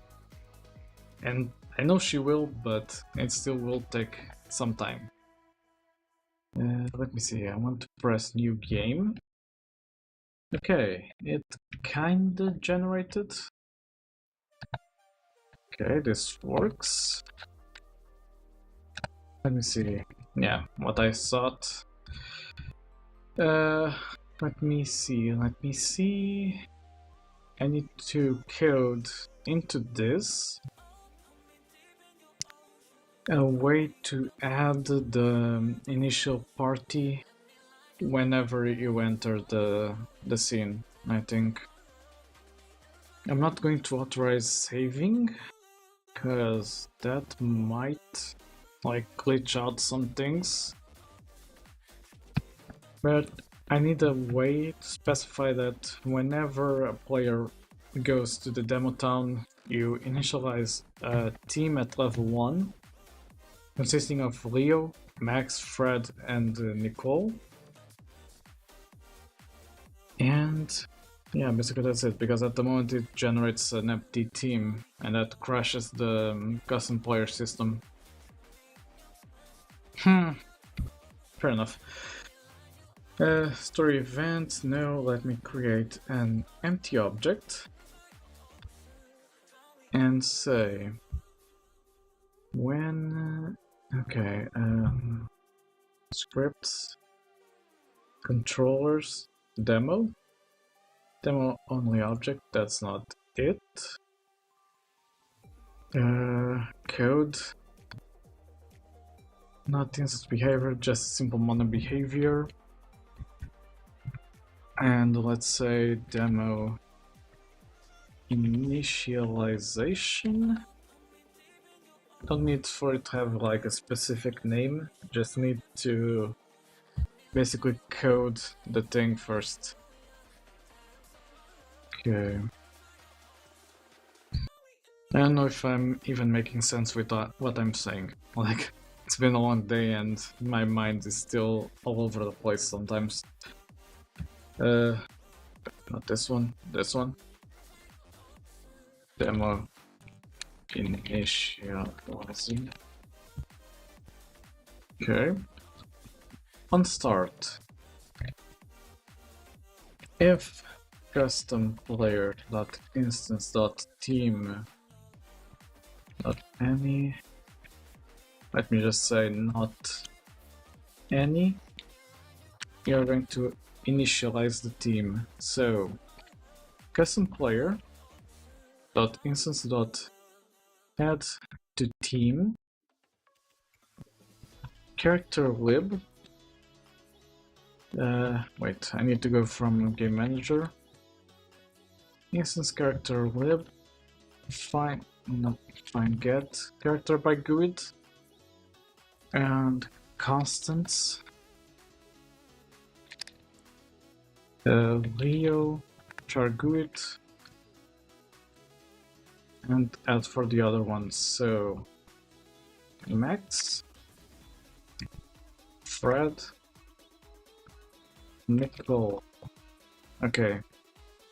With this, whenever I enter the scene, it should automatically add the characters, if all goes according to plan.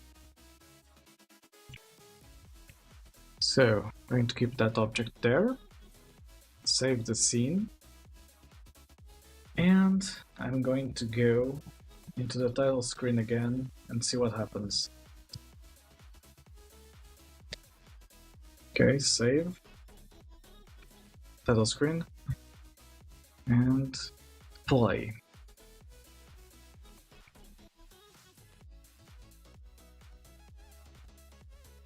Okay. Oh, and the camera stopped tracking? Oh no. Well, just that I was really off from its capture radius. Okay. I thought for a minute the streaming software kinda crashed or something. Okay, it's working now. New game. It shows demo down there, correct. Okay, didn't update at first, but now it did. So we have Leo, we have Max, Fred, and Nicole. I still need to redo the face sprites because those look hideous. But that's, I think, for another time. Okay, this all has been reset. Can't save while in a dungeon. Well, now that's a good one. Okay. Options. Okay, fair enough. So, this worked well. I just need to now basically build the demo scene. Now let me go into here. Okay. And let's see how we want to do this, because this is not going to be an easy one. Like, I can go the lazy route and basically just build like sort of structure for these the merchants, at least at the start. So let's say something like have a structure from here to here, like so. Oh, I'm building on... No, actually that's the right layer. Didn't expect to get it right at the first time. Okay, let me just do it like that. And select the walls, just so I'm sure that I'm editing the right place. I'm going to put this here, and build like a sort of second floor to the house. Okay, like so. Or maybe I could just like make it small.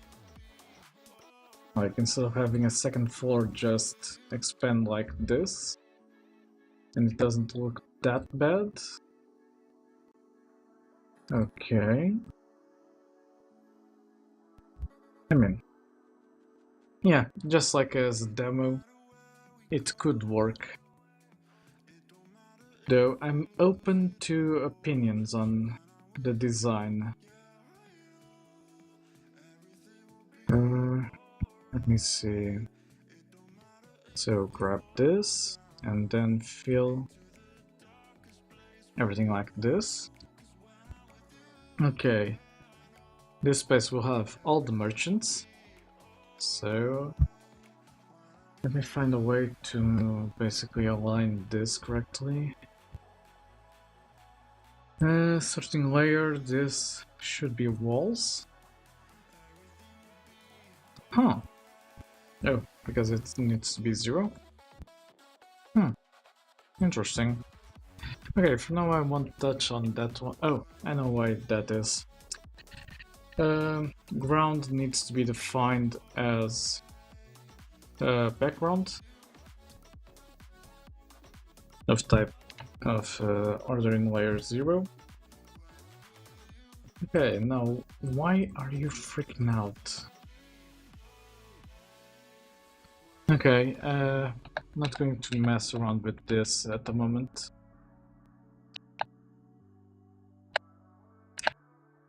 Okay, for now, keep it like that. Not going to mess with it. And I'm going to use a ground filler in here. Just need to find out what the specific tile for it is. Is it this one? No, I think this is a stairs. Yeah. Weird. Where did I place the tile set for that one? Is it in roll tiles? Let me check. Because I know I did something for it. Just don't remember what exactly. Not here. Is it this one? I mean, it does work, and I think it's this one, really. Okay, let me... Not what I wanted to do. Want to grab this and just do that. Grab this tile and build a tiny little path to there. Yeah, that tile is not correct for some reason. Interesting. Okay, let's hide it for the time being. And all of you will be like so and so.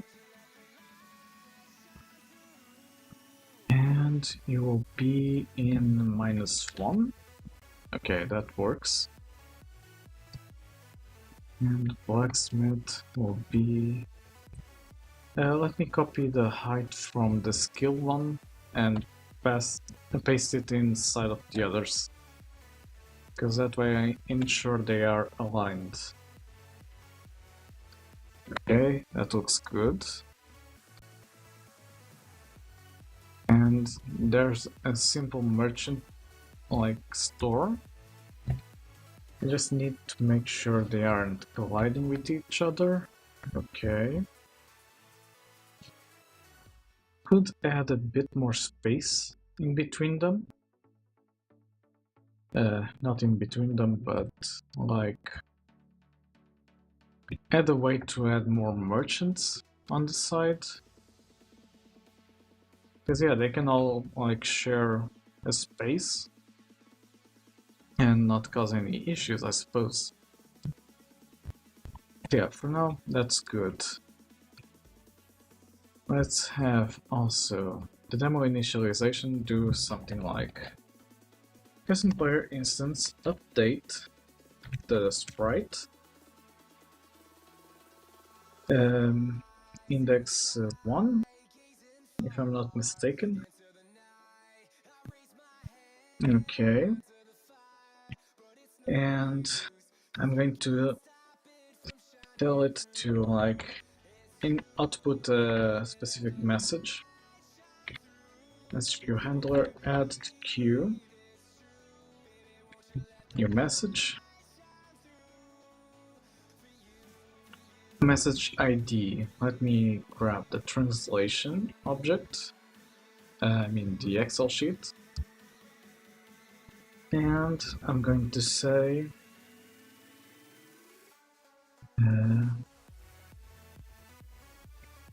welcome to Demo Town.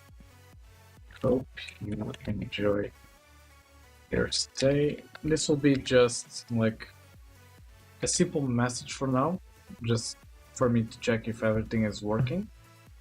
So will be ID 375. Okay, 375. What else can I input? Message show, the message type, on message done. Okay. Don't need anything else, apparently. So now if I go into here and say, give it a second, Unity takes a long time with this project. Also, let me drink some water.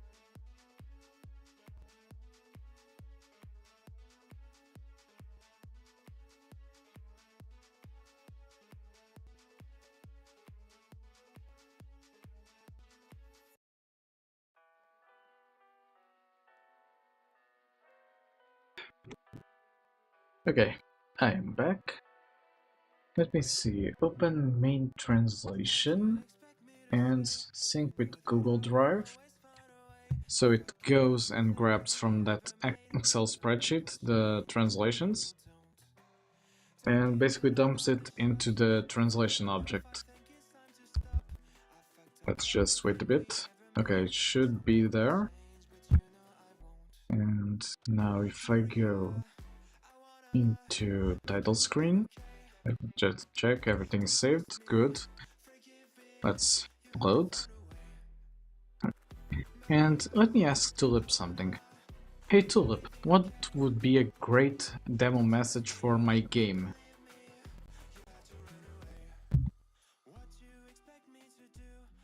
Okay, whenever I use the speech-to-text system, it kinda overloads the encoder.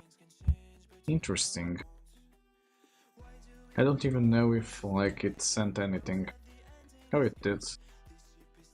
It's just that the integration with the VTube Studio might be broken. Interesting. Okay, I'm going to suppose it's working. And go back to focusing on my game. Welcome to the demo town, hope you enjoy your stay. Okay. Okay, if I press to buy, verify slice, and pastel nata. Good. You're complaining about an error. Okay. Interesting. Now it's just debug logging, but like spamming it. Or the ultimate quest for the perfect demo message. Imagine this. You open your game and are greeted by a cheeky little pixelated character. Let's call him Pixel Pete. Pixel Pete says, "Hey there, adventure, ready to dive into a world of epic quests, mythical creatures, and treasure hunts. But wait, don't tell me. You'll have to see it for yourself to know just how exciting it can be." And then, with a twinkle in his pixelated eye, Pixel Pete hands you a quest log. "Here, take a peek at your first mission. Retrieve the legendary ruby from the caves of Kodira. Sound good? Or would you rather just jump into the adventure and discover all the wonders for yourself? Either way, it's a thrilling ride ahead." And there you have it, a demo message that's as engaging as it is inviting. Ready to make your game's demo message a reality? Let's get coding and bring Pixel Pete to life. Okay, you touch a good point, Tulip. I could make myself, like, in-game say, welcome to the player, and say, like, the initial steps of the demo, like, search for this item at this location, like, enter the dungeon, things like those. And basically prepare for a fight at the end. Honestly, not a Cute me bad then, idea. Shats. Even though I'm a tad confused by the mix-up, I'm still here to sprinkle some coding wisdom and humor your way. If you're looking to say Yeah, goodnight to the playful. day or simply want to chat about programming languages, I'm all ears. Whether it's Python, Java, or even the elusive Ruby, let's talk geek and geek out together. Okay, How can the I help you elusive tonight? Ruby. Fair enough. Okay, what was I thinking? Yeah, basically, let's plan a quest, as Tulip was saying, because that's... Don't start with it, fudge. Quantized Llama 3? What do you mean?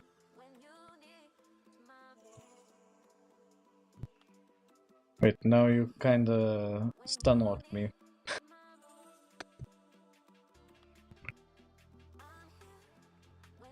But yeah, where was I? Okay. PLM you use... Oh. Quantized... I don't really know about it, honestly. If I go into here... I basically know the model. I know it's a quantized 4 model, but I don't know much details about it, honestly. And yeah, it's this one, not this one. I need to clean up the model folder. Yeah, fudge, I know. Don't worry about it. Okay, where was I? Enjoy your stay.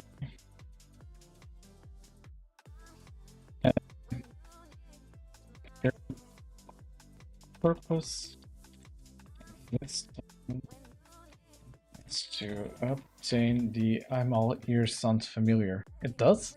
Really? Okay, didn't expect that one.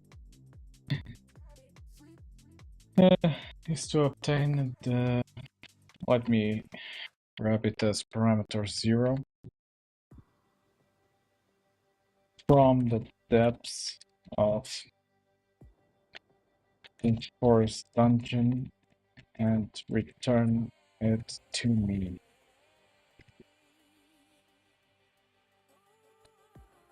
I'll be waiting in the cave up north. Best of luck, fellow traveler. Okay, yada yada.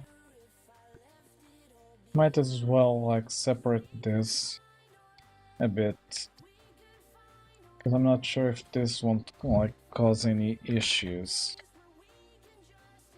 Okay. Because I'm not very confident about the message system I coded, so I'm trying to prevent any possible issues that may arise in the game. Okay, 375, 76, and 77. Okay. Let me go into... Where's demo initializer? And I lost it. Go back here. Demo initializer. Okay. 76, 77. On message done. Make.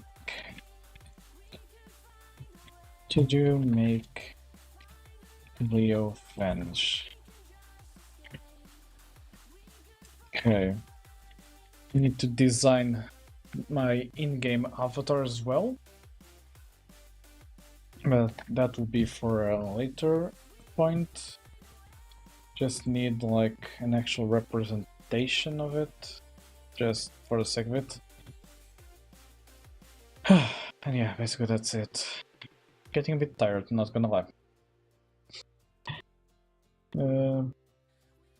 Okay, let me see if I have a prefab specific for this sort of thing. Don't think I do, but let me see. NPCs, villager, there it is. Ew, and ads are starting very soon. Okay.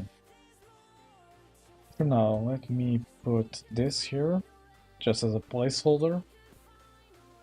Won't have any character GUID assigned to it at the moment. And basically I need to assign it on the demo initializer. Let me unpack. And demo initializer, go into here and say serialize fields, private game object, professor. Okay. Professor.set active false. I can even do something like start coroutine walk off screen, private I enumerator walk off screen.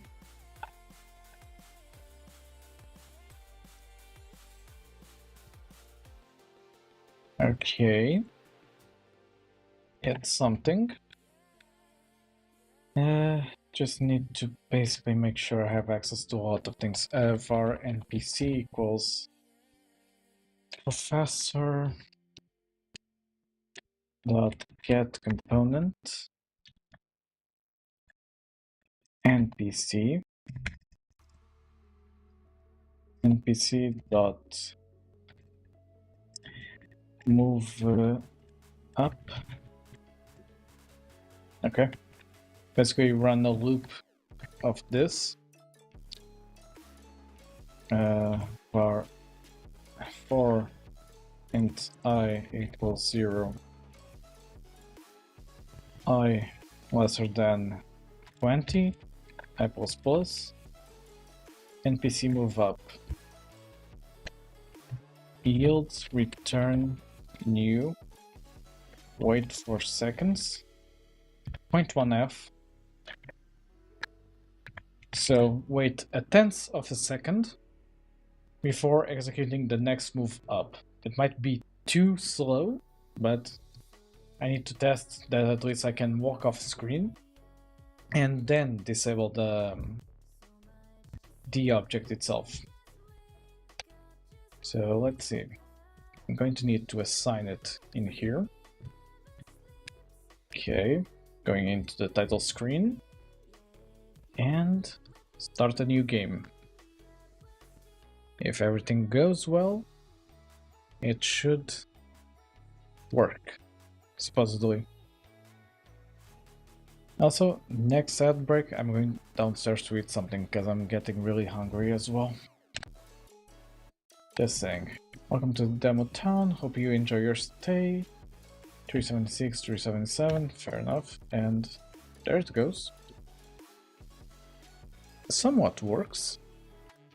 Like, could be worse. But yeah, it did what is intended for it to do. Now, as for something in here, let me say I want sprite number 7, if I'm not mistaken. Because basically I want the character to start looking up. Because otherwise it just feels weird. Okay, there we go.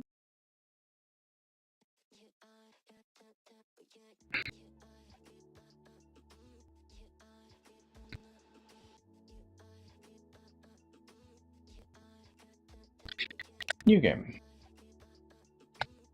Okay, it still doesn't... Weird. In here, 0125. That should be enough.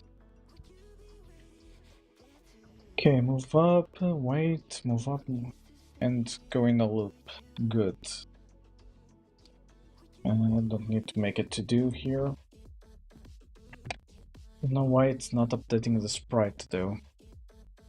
But oh well, ads are starting, so I'm going to do a pause for now. I'll be right back.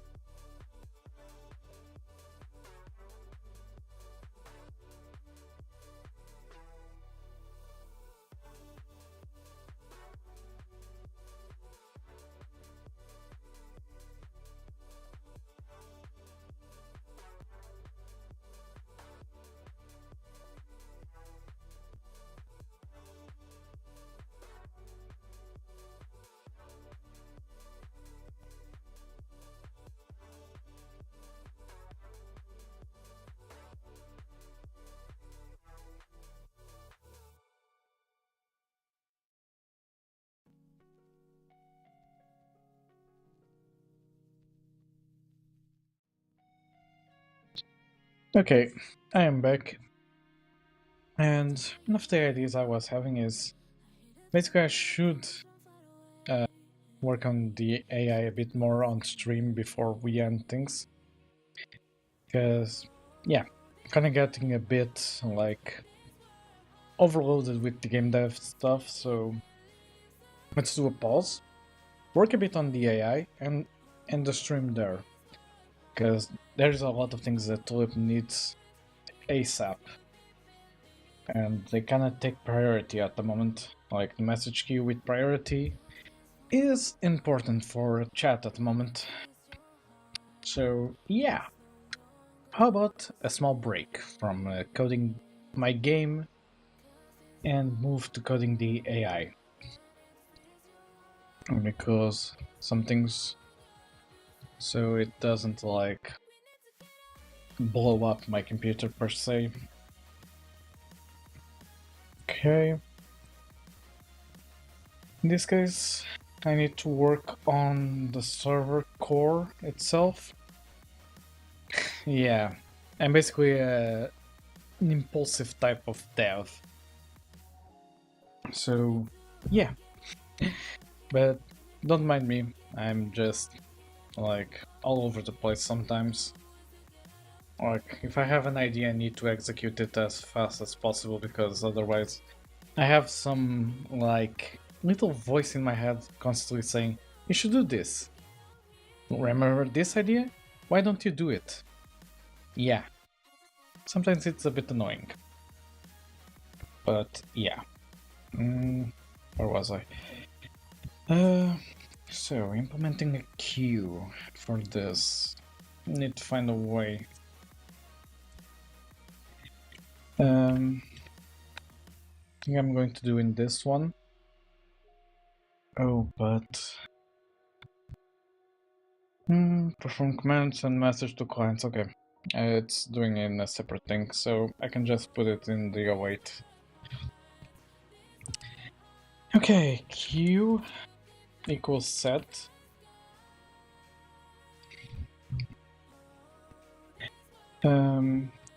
Let me also assign a variable that says processing equals false.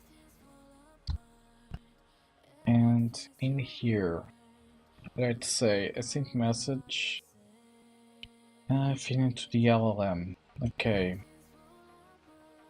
So processing will equal true, and only when this is done, processing equal false. Only one voice. My brain is like the Friday meeting of a startup, full of noise and nonsense. Yeah, at the moment it's only one, but if I have multiple ideas running at the same time in my head, yeah, it basically turns into that. Hence why all my projects are delayed at the moment, because at a given point during development, I get an idea for a different project, and I need to interrupt, go work on that idea, so that I can have some peace and quiet inside of my head sometimes. A struggle that people with ADHD had to suffer, basically. Yeah. Okay, where was I? In here. If processing, do something else, do all of this. We're going to add to queue.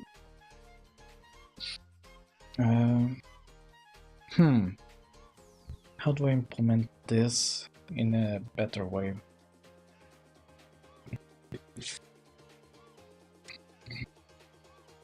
Alright, I have an idea. Queue.add. No, I wanted add. And I'm going to create a new object. Just need to find a way to define it. Besides that, let me see.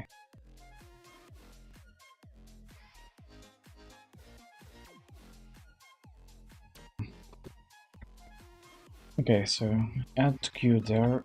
If queue dot, how do I check for account?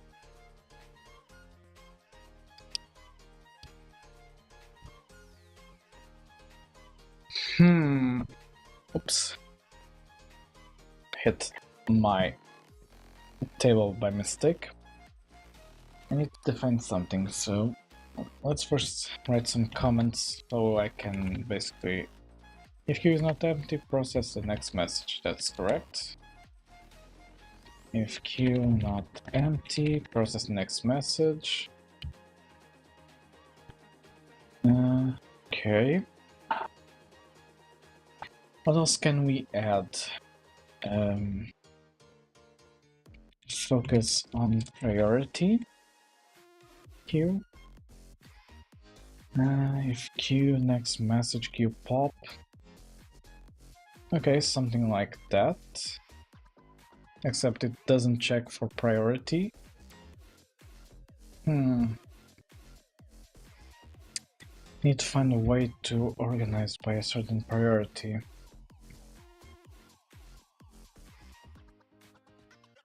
Okay, how do I declare a dynamic object in Python? Python dynamic object. I think that's what I want. Let's create a new unknown or dynamic.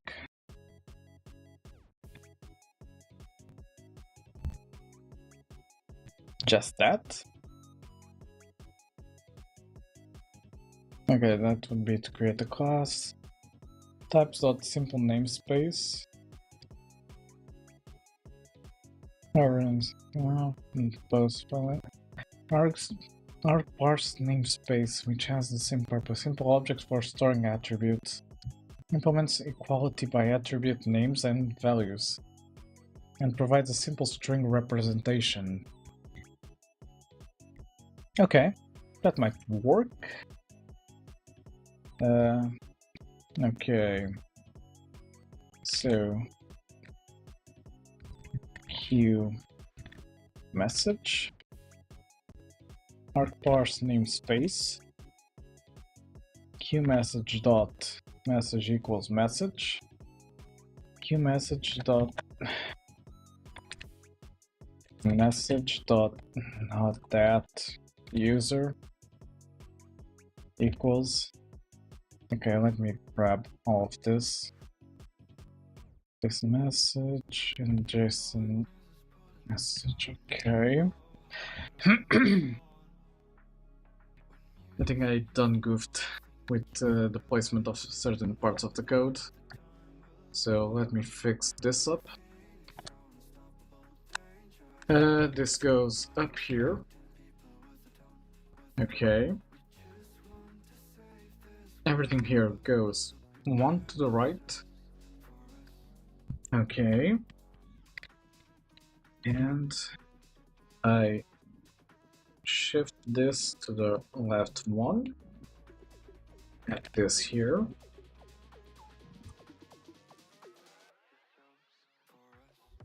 Okay. This. Okay, so we are adding to queue. I'm not defining a priority yet. I just need to test that the queue will be working. So processing false. If queue, next message queue pop.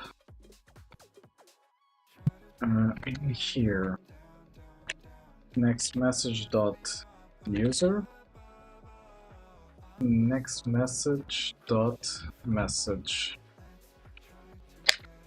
And that should work, if I'm not mistaken, but I might be really mistaken. Only we'll know by testing it. But let's see. Also, let me check something, because I'm pretty sure at a given point the VTube Studio integration kinda, yeah, it threw an error. I'm gonna close down the client again. I need to fix also the VTube Studio integration, because at a given point it times out. I don't know the specific reason, but it happens a lot. Okay. So I'd say to test it now. Let's see. Add queue to server. Chances are this will break. Also, while queue, do this and continue on a loop. And I guess this will work. And keep cleaning up the queue. Let's see, but I hope it works. Okay.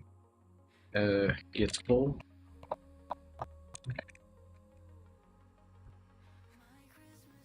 Python.server.py. Let's go.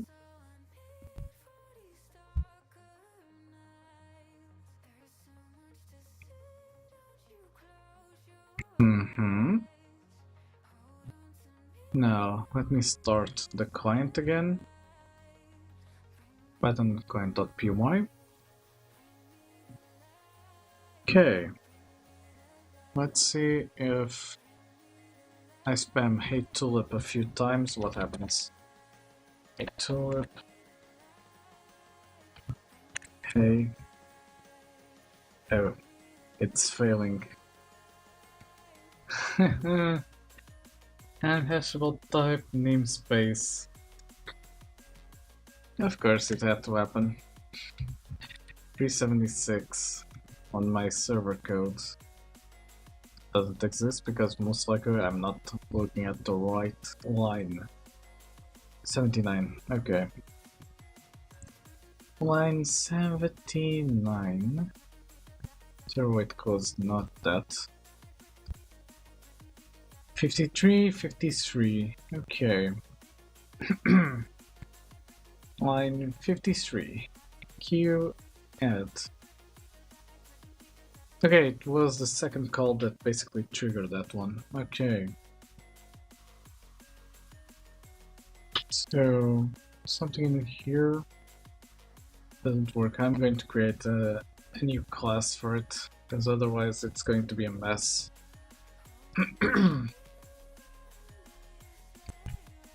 classes, new Python file. It will be called Q message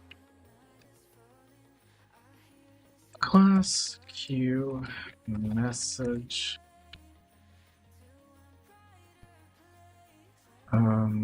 defining it as user and message, self-user, self-message, define get user self, return self.user, define get message, return self.message. The AI is working really good with auto-completing my code. Okay, so it will be a queue message object. And you're going to be JSON message in here and in here. Okay, did you automatically import it? Or are you just pulling my leg? No, it does appear it imported, so yeah. Okay, in here it's get user, get message.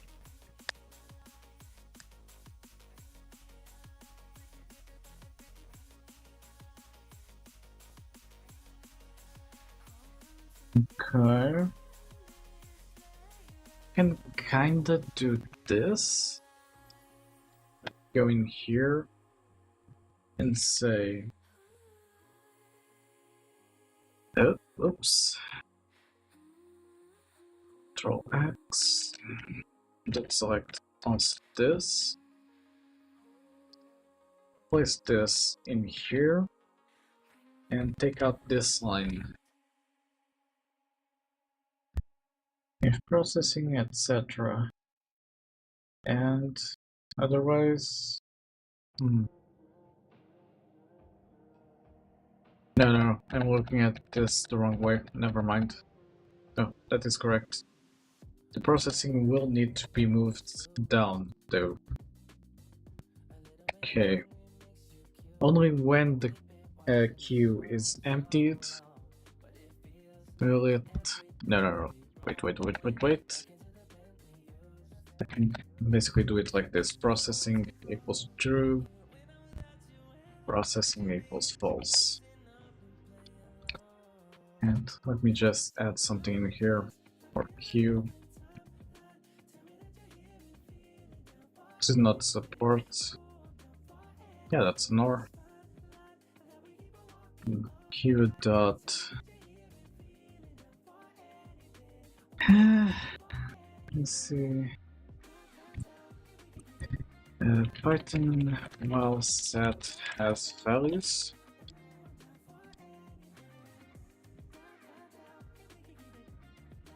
Okay. Duplicates get the lengths. Oh, I need to basically do a len. Okay. Len q bigger than 0. Len q bigger than 0.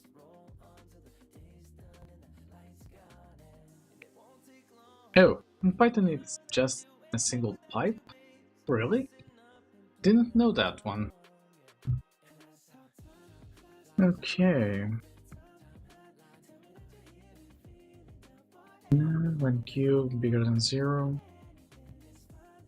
does pop do what I think it does? Let me see in the docs.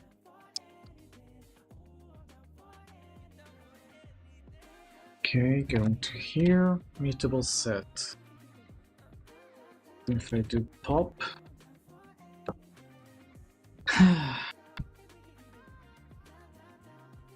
that's not exactly what I wanted to check. Quick search, pop.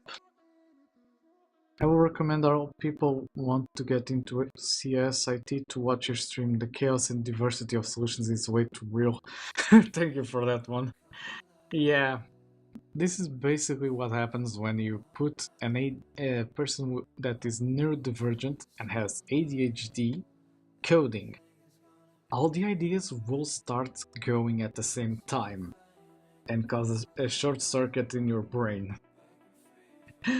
But yeah, besides that, it's fun. Moves the item with the index from the array and returns it. The optional argument defaults to -1, so that by default the last item is removed and returned. So, what I want to do is the first item, not the last one. Gotcha. Unexpected argument. Oh. Might be looking at the wrong one, but yeah.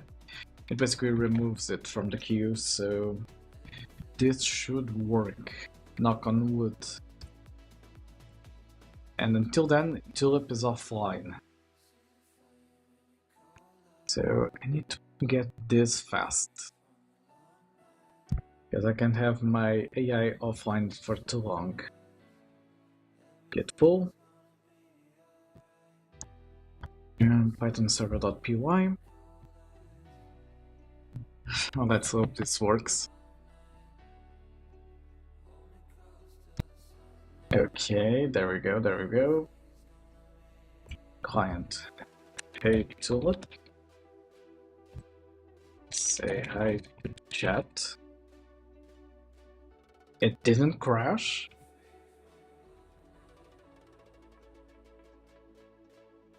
Let's see if she does it back to back. Because if she does, the queue works, at least. As for priority, I need to define it eventually. Like a way to organize the set into priorities.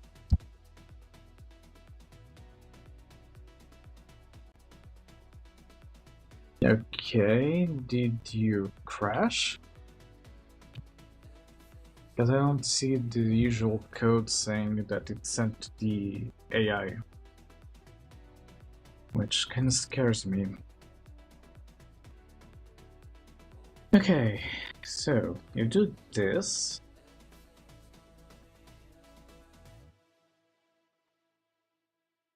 I need to add some logs. So we're going to here. Oh, I'm an idiot. Never mind me. Okay. The processing was still outside the actual codes. So what was happening is it was defining that. Okay, now that I fixed that one. Essentially, it was defining that it was constantly processing once it gets a message, and essentially was just adding to queue and not sending anything to the LLM. So yeah, that wasn't the right choice at the moment. So yeah, kind of explains why it didn't show the output from the LLM. It was constantly hitting this point here. Okay, let's reopen this. Come on, Tulip, you can do it. You should have listener of queue, not empty. Okay, how do we implement that one?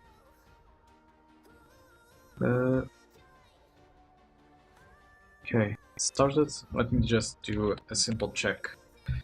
Hey, frick. Cannot access local variable where it is not associated with a value. Fun. So, do you have a suggestion? Add global statement. Good. That works. Okay. Next round. Fight. Okay. Get pull.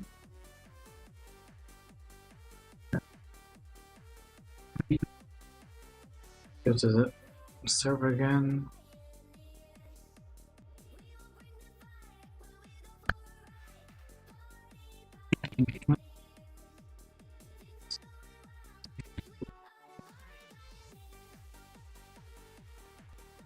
Wait, there's an actual module in Python for queues? The first in, first out. Oh, for crying out loud, I was looking at it in the wrong way, I see. Okay.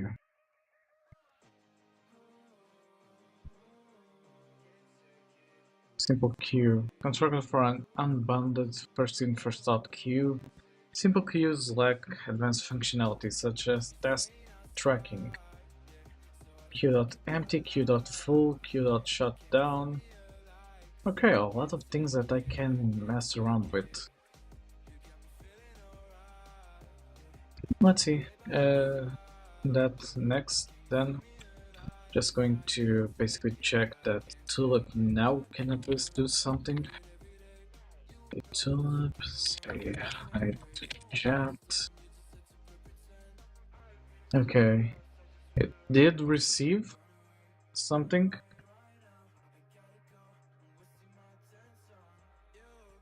Okay, so I'm guessing the LLM is not processing. Yeah, it's showing the loading. Okay, this can be good. Come on, Tulip, you can do it. Come on. I really hope I didn't break anything. I wonder if the code will show up properly in chat. I don't know, actually.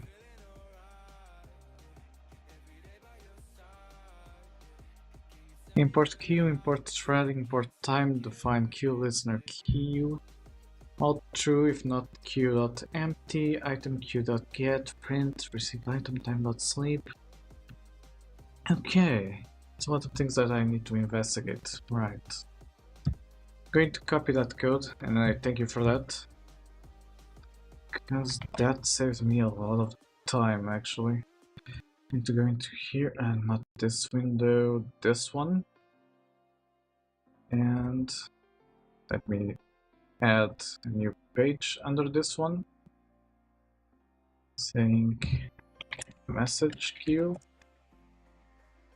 Okay, it shows up like that, but I can more or less understand what is there. And I think I did worst Tulip. It received the message, but it's doing nothing.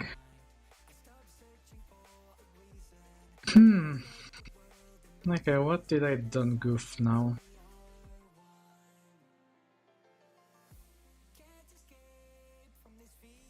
Okay, I might want to implement that code right now. So let's go back into here. First, all of this. Oops, didn't mean to like do that. So import all of this. Up. Okay. And let's see. Define queue listener queue while true, if not queue.empty. Queue.get print received item time sleep. Okay. I think you're doing good, can see code properly, but might just miss thread to handle listener. Yeah, most likely. Supposedly, Tulip should have entered the perform command method, but for some reason... Holy! Okay, hold up. So, that rough implementation into a queue kind of worked. She just, like, freaked out with the response. Like, look at all this.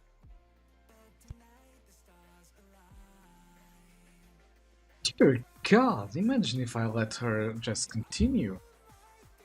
She took 13 minutes to process it.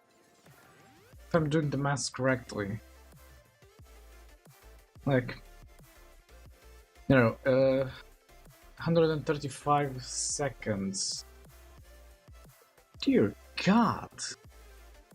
Let me rerun that and see if she continues to do that. Because it might have been just a one-time thing. Though, god damn. Didn't expect her to do that. Okay. Hey Tulip. Say hi to chat. Okay. Round 3, I'm not mistaken. Okay, now it's better. Yeah, she kind Hey of there. freaked out. I'm Julep, your friendly coding assistant, here to sprinkle some Oh, human sass into our coding but the adventures. VTuber Studio By thing the way, kinda did you broke. know I was born on June 14th, 2025? And I'm all about those strawberries. So, what programming dilemmas can I help you with today? Okay. Oh, it worked.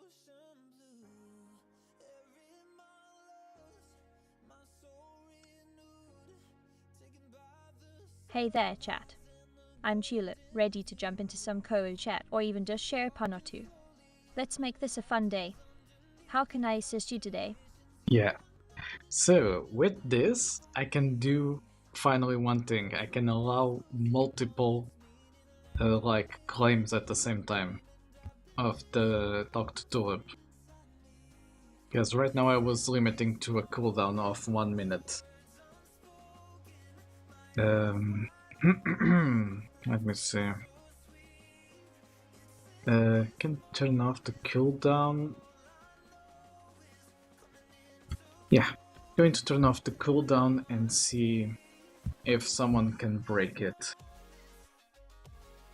So it should be possible to like spam the claims for the Talk to Tulip right now. So now let me see that code you sent, because I can keep the listener running in background as well. Yeah. Instead of having this, I could have the apologies. For some reason I'm basically yawning a bit too much.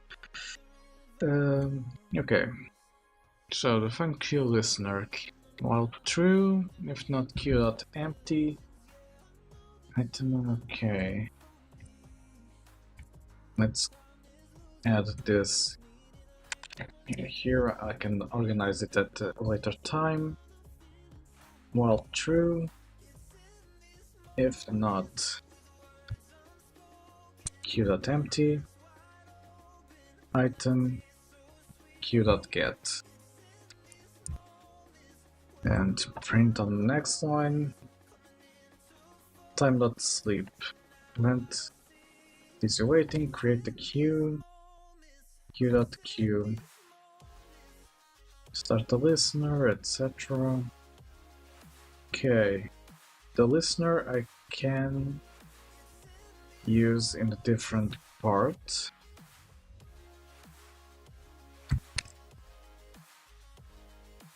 Like so. Prevent busy waiting, right. And we can start that here. Listener thread equals that. Why is Q freaking out?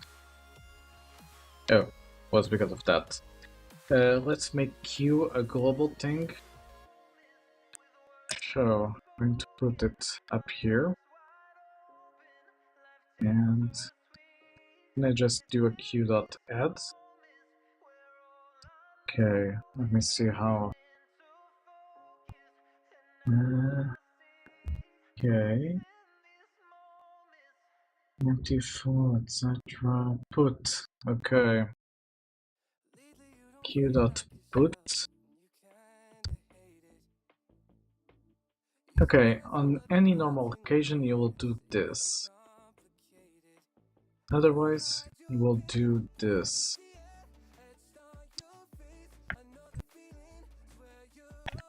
Okay, received item, and you're going to pass item like this. I need this to be an async define, because tulip perform command is an awaitable, an async I mean. Okay. This should work. Now, instead of doing that, how do I start tulip thread? That's how. Tulip.main on loop.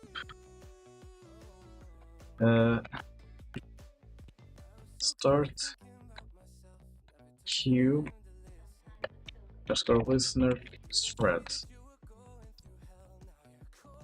Target queue listener. Like so. Alright. Let me see how this works.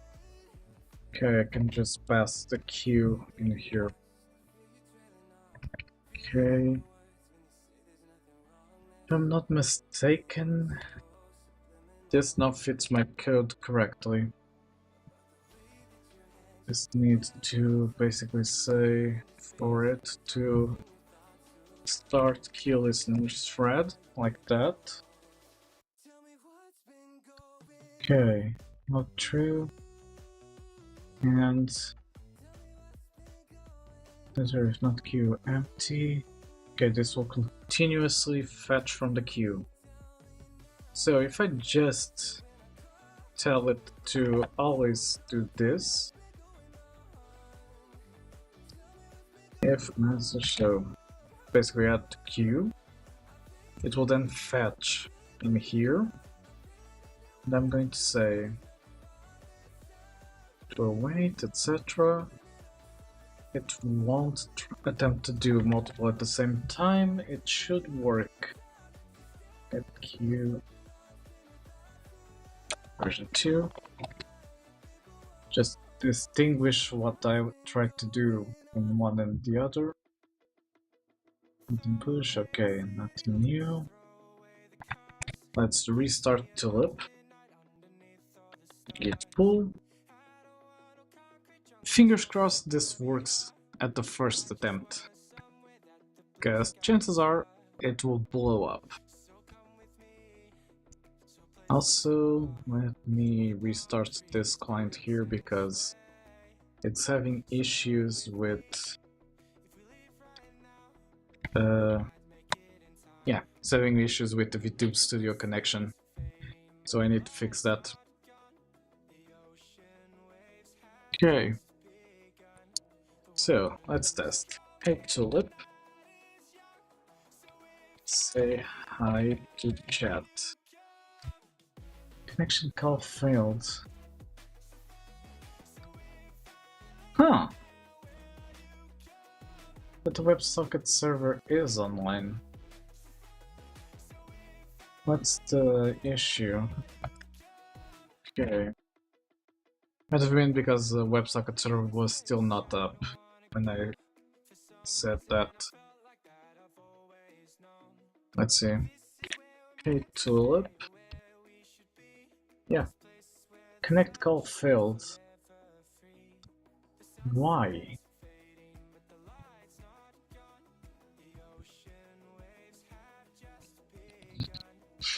Very weird. Starting server, starting tulip, that's the second one, which is the queue listener. Might be the wild true that's locking it.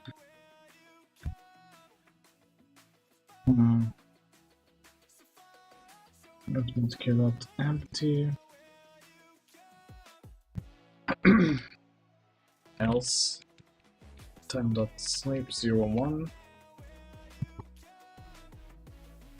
This supposedly is running a different thread, so it shouldn't have any issues. Okay. Well, true. Continue doing this. Yeah, this code We're basically doing quite the mess at the moment. Let me just do this. I wonder what is causing the issue.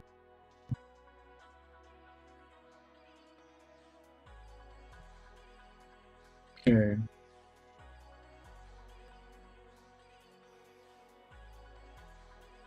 Apologies, I had to yawn.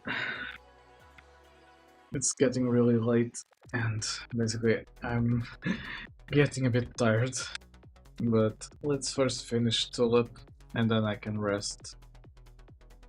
Because now my brain won't shut up until she can do the Q thing correctly. Okay, so that's up. Let's start this. I'm going to say hey Tulip. Okay, still giving that error. Quite the interesting thing.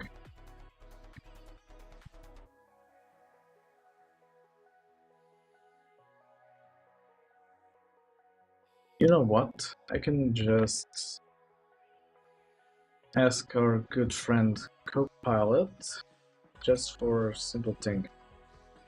Hey, I just implemented code for a queue and it's locking the WebSocket server from getting messages. Let's see if it can reply with something. I think IO.sleep. Okay. I think IO.create task. Right. Sync IO. Wrote it the other way around. Okay. Sync IO, sync IO. This is an awaitable. Okay, and I think IO.create task. Okay. This one, scale.create task. Queue listener doesn't need a loop. Okay. You can go below this one. Okay. Wonder if Copilot kinda did the right answer. It's only neither replace time.sleep await async IO.sleep. Use get no wait. Where did you mean start get no wait? Oh, there. Okay. You optimize the code even in that point. From command, etc.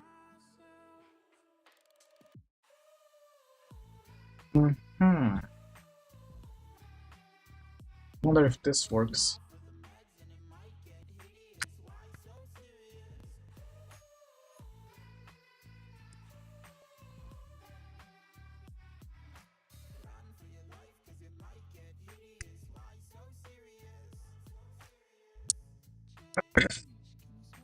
Okay, that's sent. Now if I go into here, git pull, Python server.py.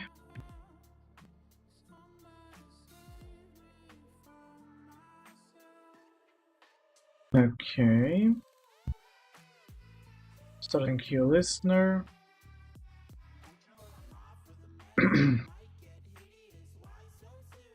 Wait. Oh crap, I closed the console by mistake. Wait a minute. Media, Clio, development, night tool, software dev, next tool, not AI, source, .vm bin, activate, Python, client.py. Yeah, I need to be careful when doing that. Because it wasn't my intention to close the window. It's what? Say hi to the chat. Okay. I mean, it worked. Hey there, So streamer. yeah. Ready to dive into some Python code with me? Oh, and did I mention I'm allergic to Java? Ugh, not that again. Happy coding. Okay, what was your issue here? Etc, etc, etc.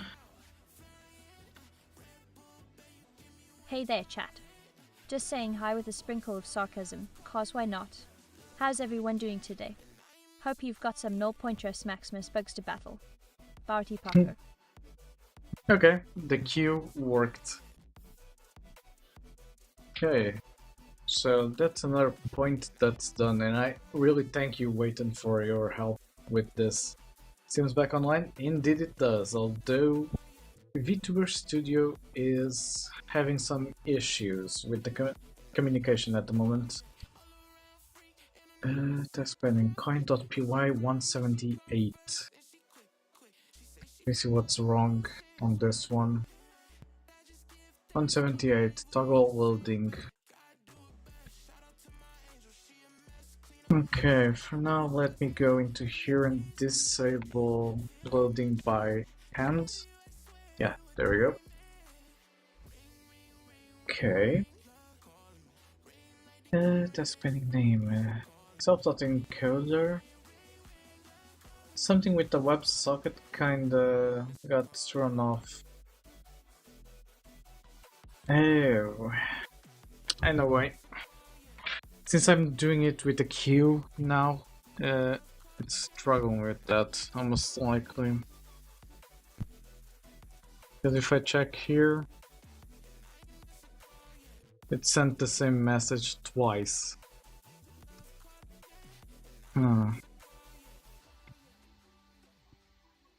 This is weird.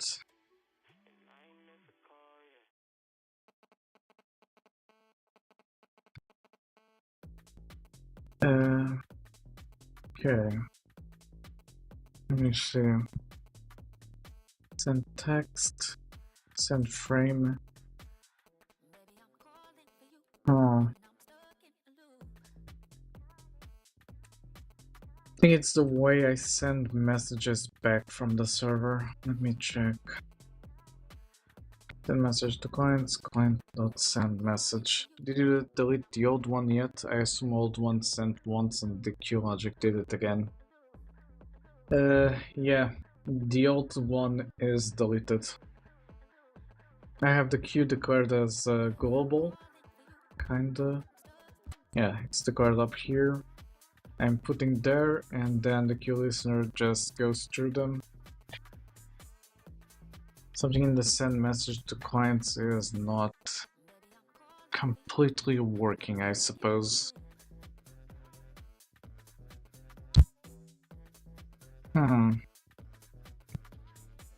Hey Tulip, can you say hi to chat? Let me see if the speech to text still works. Okay. Acceptable.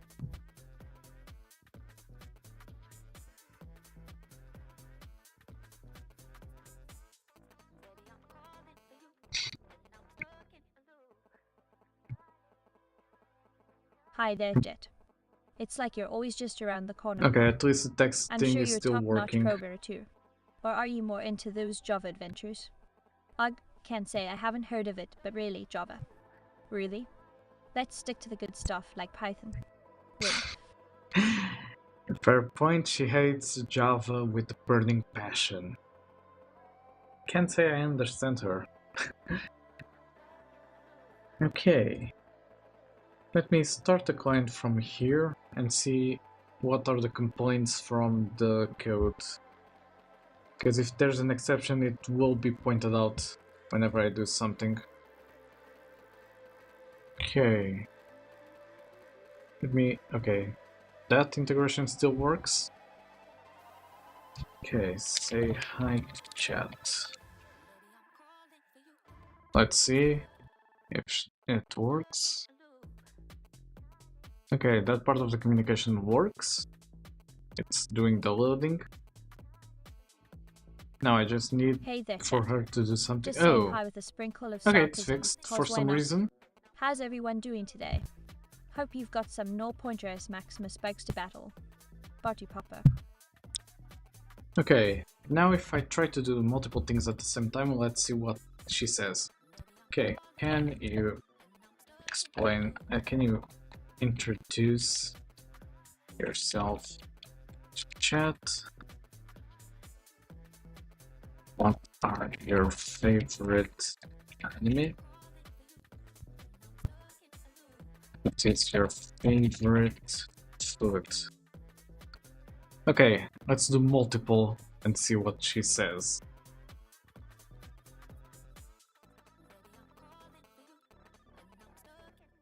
Hey there, chat. I'm Tulip, your witty, sassy, and super smart AI assistant. I love coding in Python and streaming on Twitch with Professor Leo. Just so you know, I was born on June 14th, 2025, and my favorite cake is strawberry Okay, I shortcake. see what you mean. And if you're talking Java, I might just lose my cool. Happy coding. Wink. No class frame received or sent. Okay. Your message deflight. Wait, Leo, what is that little icon bottom left Tulip Oh boy, are is you using? serious? Excel World? Hiro Yukaheim is my absolute favorite character. She's like the ultimate hero of my heart. What about Wait. you? Do you have any favorite anime? Where Smiley. do you see the little icon?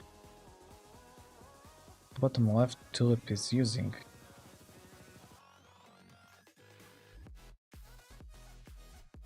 Now you kinda threw me off, because I don't see any Strawberry icons. shortcake. Oh, I'd say it's a tie with sushi rolls because why not? But if I had to pick, I'd go with strawberry shortcake. It's like dessert perfection. Yeah.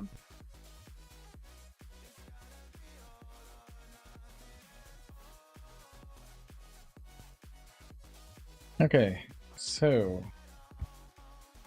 this thing here is now showing everything out. The cartoon avatar seems like it's having small. Oh, it comes with the avatar itself. If I press Control 4, no, Shift 4, yeah, it shows that loading.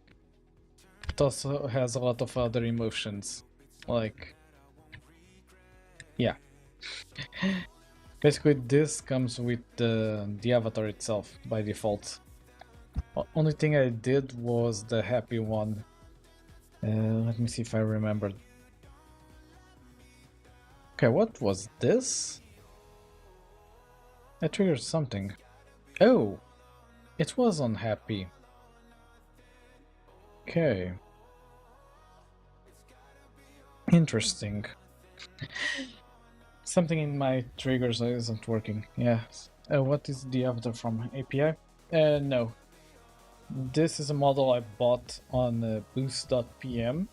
Let me see if I can find the one. Should have it somewhere in here. Boost.pm. Let me go check my latest purchases. Okay, purchases. This one. Okay. It's this model here. Like, it's quite cheap for the amount of things it has. I'm not gonna lie. Like, it was a good purchase, especially since it's highly customizable to my needs. So yeah, if anyone wants to like use Live 2D avatar to basically do what I did with Tulip, I highly advise that one. It really allows you to customize everything you want. So yeah. Yeah, basically that's it. Yeah, no worries. Happy to help out whenever I can. Let me see. Now I wanted to check the code. 178. Let me put some sort of break somewhere. 178.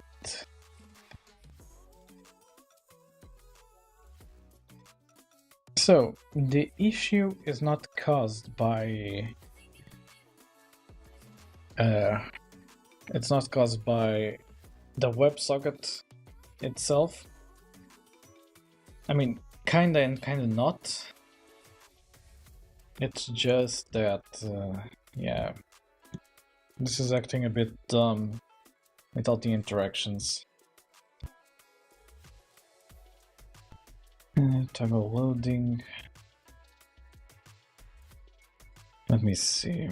Also, the stream will be paused very soon because of ads. Surprisingly, I lasted until the 3-hour mark. So yeah. But yeah, something in the way YouTube Studio does things is basically messing up things. What I'm going to do is... Okay, it didn't like through an error, so I'm going to suppose it's something different. Coro chat running at got feature attached to a different loop. Okay. Let me grab all of this and throw into here. Add context client.py. What do you say about this, Copilot? God, I'm kinda stuck on this one. Okay, and ads are starting.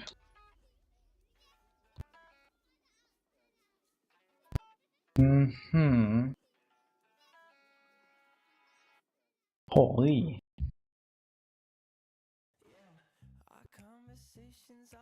Create tasks using the main loop. Okay. Create a task.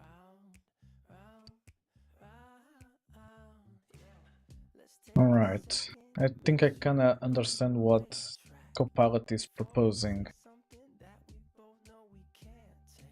Define poll async IO, so after the root 10 poll sync IO, I would guess it's like every 10 seconds, something like that. No, must be something different.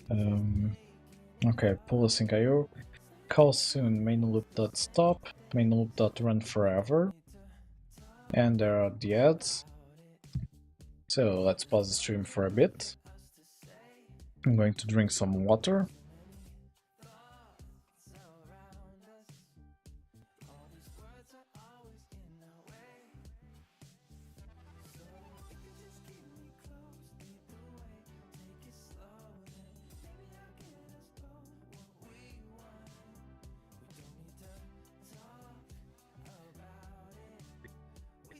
Okay, another thing I'm going to do is basically remove... Oh, it's already being done here. So... let me see... sync for messaging in WebSocket. Something in the WebSocket handling system is not correct. I'm seeing that a lot. Because I can see that the first message is being sent multiple times. Yeah. 1, 2, 3. But the response is not being sent at the same time. So, either I code the client to also be a server in a way, or I handle this in a different way.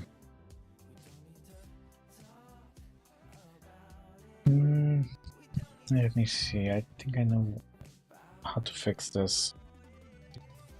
Let me go into the client. And, okay, you will wait to receive, but do you have some sort of callback itself? Message trouble string bytes.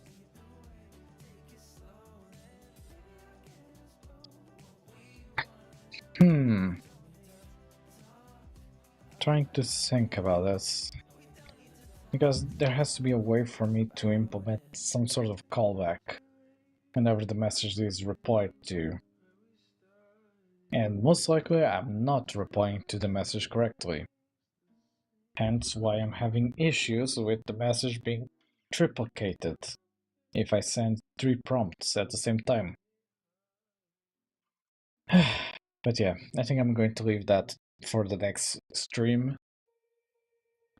Because it's still a lot to do and I'm already almost KO myself, so I need a really good break after this. So yeah, good progress was made today, and let's hope we can make even more progress tomorrow on stream. So for now, I'm going to call it off. It's been 3 hours. It's been a really good time with you all. I hope you all enjoyed being on stream. And I'll see everyone soon. I'll also tell Tulip to say goodbye. Hey Tulip, can you say goodbye to chat?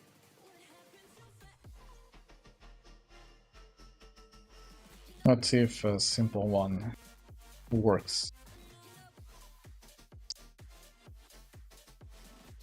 Okay, something in the code kinda... Where's my input? Huh. Okay, I broke my code. Correct. Oh. Fun. I think I locked the thread or something. Oh well. Let me just go into here and say, hey Tulip, can you say goodbye to chat?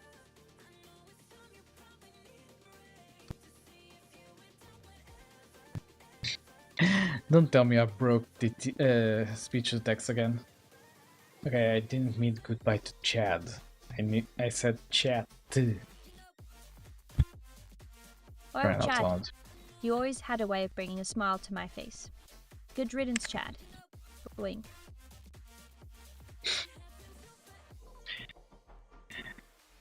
No. You misheard me. I said, please say goodbye to chat.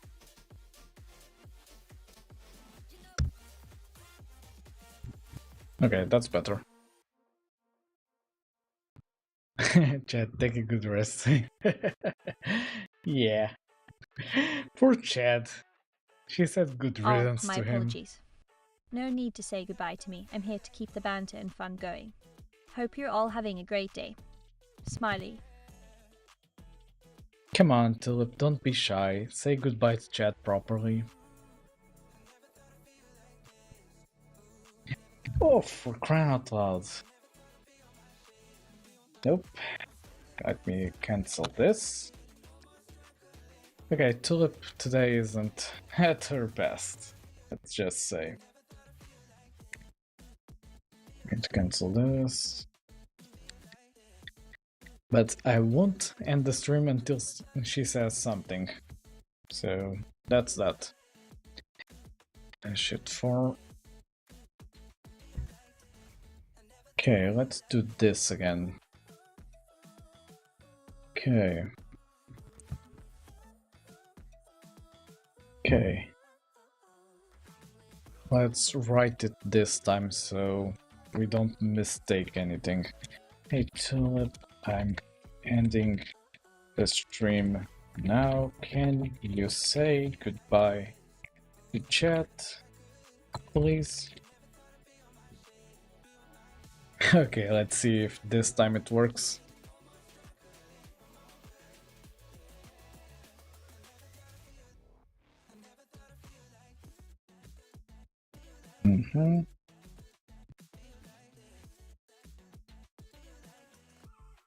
Hey there, Leo's fans. I'm just wrapping up this stream, but don't worry, I've got a whole day ahead filled with code adventures and story dreams. Catch you later, I won't everyone. be strict as a father. Say hi to your her. favorite programming pet for me, will you? Your favorite programming pet? Okay. That's a new one. Okay, but yeah, let's end the stream here. I'm going to find someone to raid. If someone has any suggestion, I'm open for it. I'm going to see in my AI VTuber community if someone is up. But doesn't seem like it. Yeah, I don't see anyone streaming at least. Okay. Let me just go and search for our AI VTubers somewhere. Search and filter. So, filter by category: software and game development, AI. Let me see if I can find someone. Not really. I'm not the best at doing this at the moment. VTuber. Let me see. Okay, we don't have many online. Bingo! Found one. And it is also part of the community, so we are going to raid Burnt Melba. I'm going to see if Tulip can generate a raid message for it. Hey Tulip, can you generate a raid message for us? We are going to raid Burnt Melba's stream now.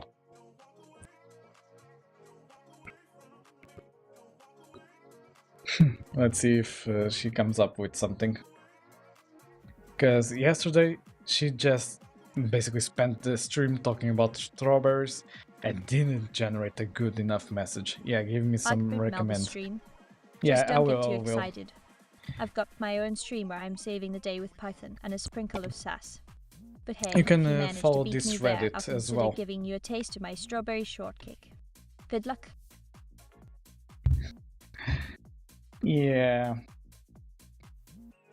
Just don't get too excited. I've got me on stream where I'm saving the day with Python and sprinkle of sass. But hey, if you manage to beat me there, I'll consider giving you a taste of strawberry shortcake. Fair enough. Let's just say Professor Leo Raid or something like that, because Tulip isn't being the most helpful at the current time. But yeah, I'll see everyone on Burton Malba's stream. So I hope everyone enjoyed the stream, and I'll see you next time.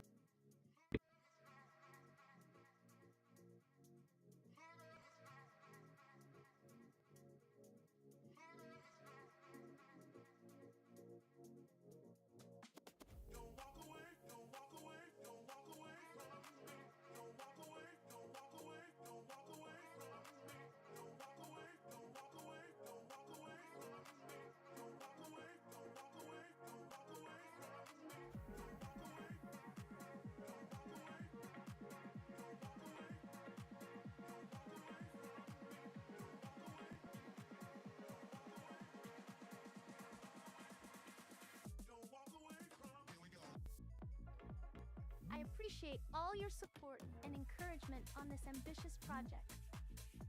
Together, we are exploring the limits of AI creativity. Thank you for being such an inspiring team. Professor Leo just followed.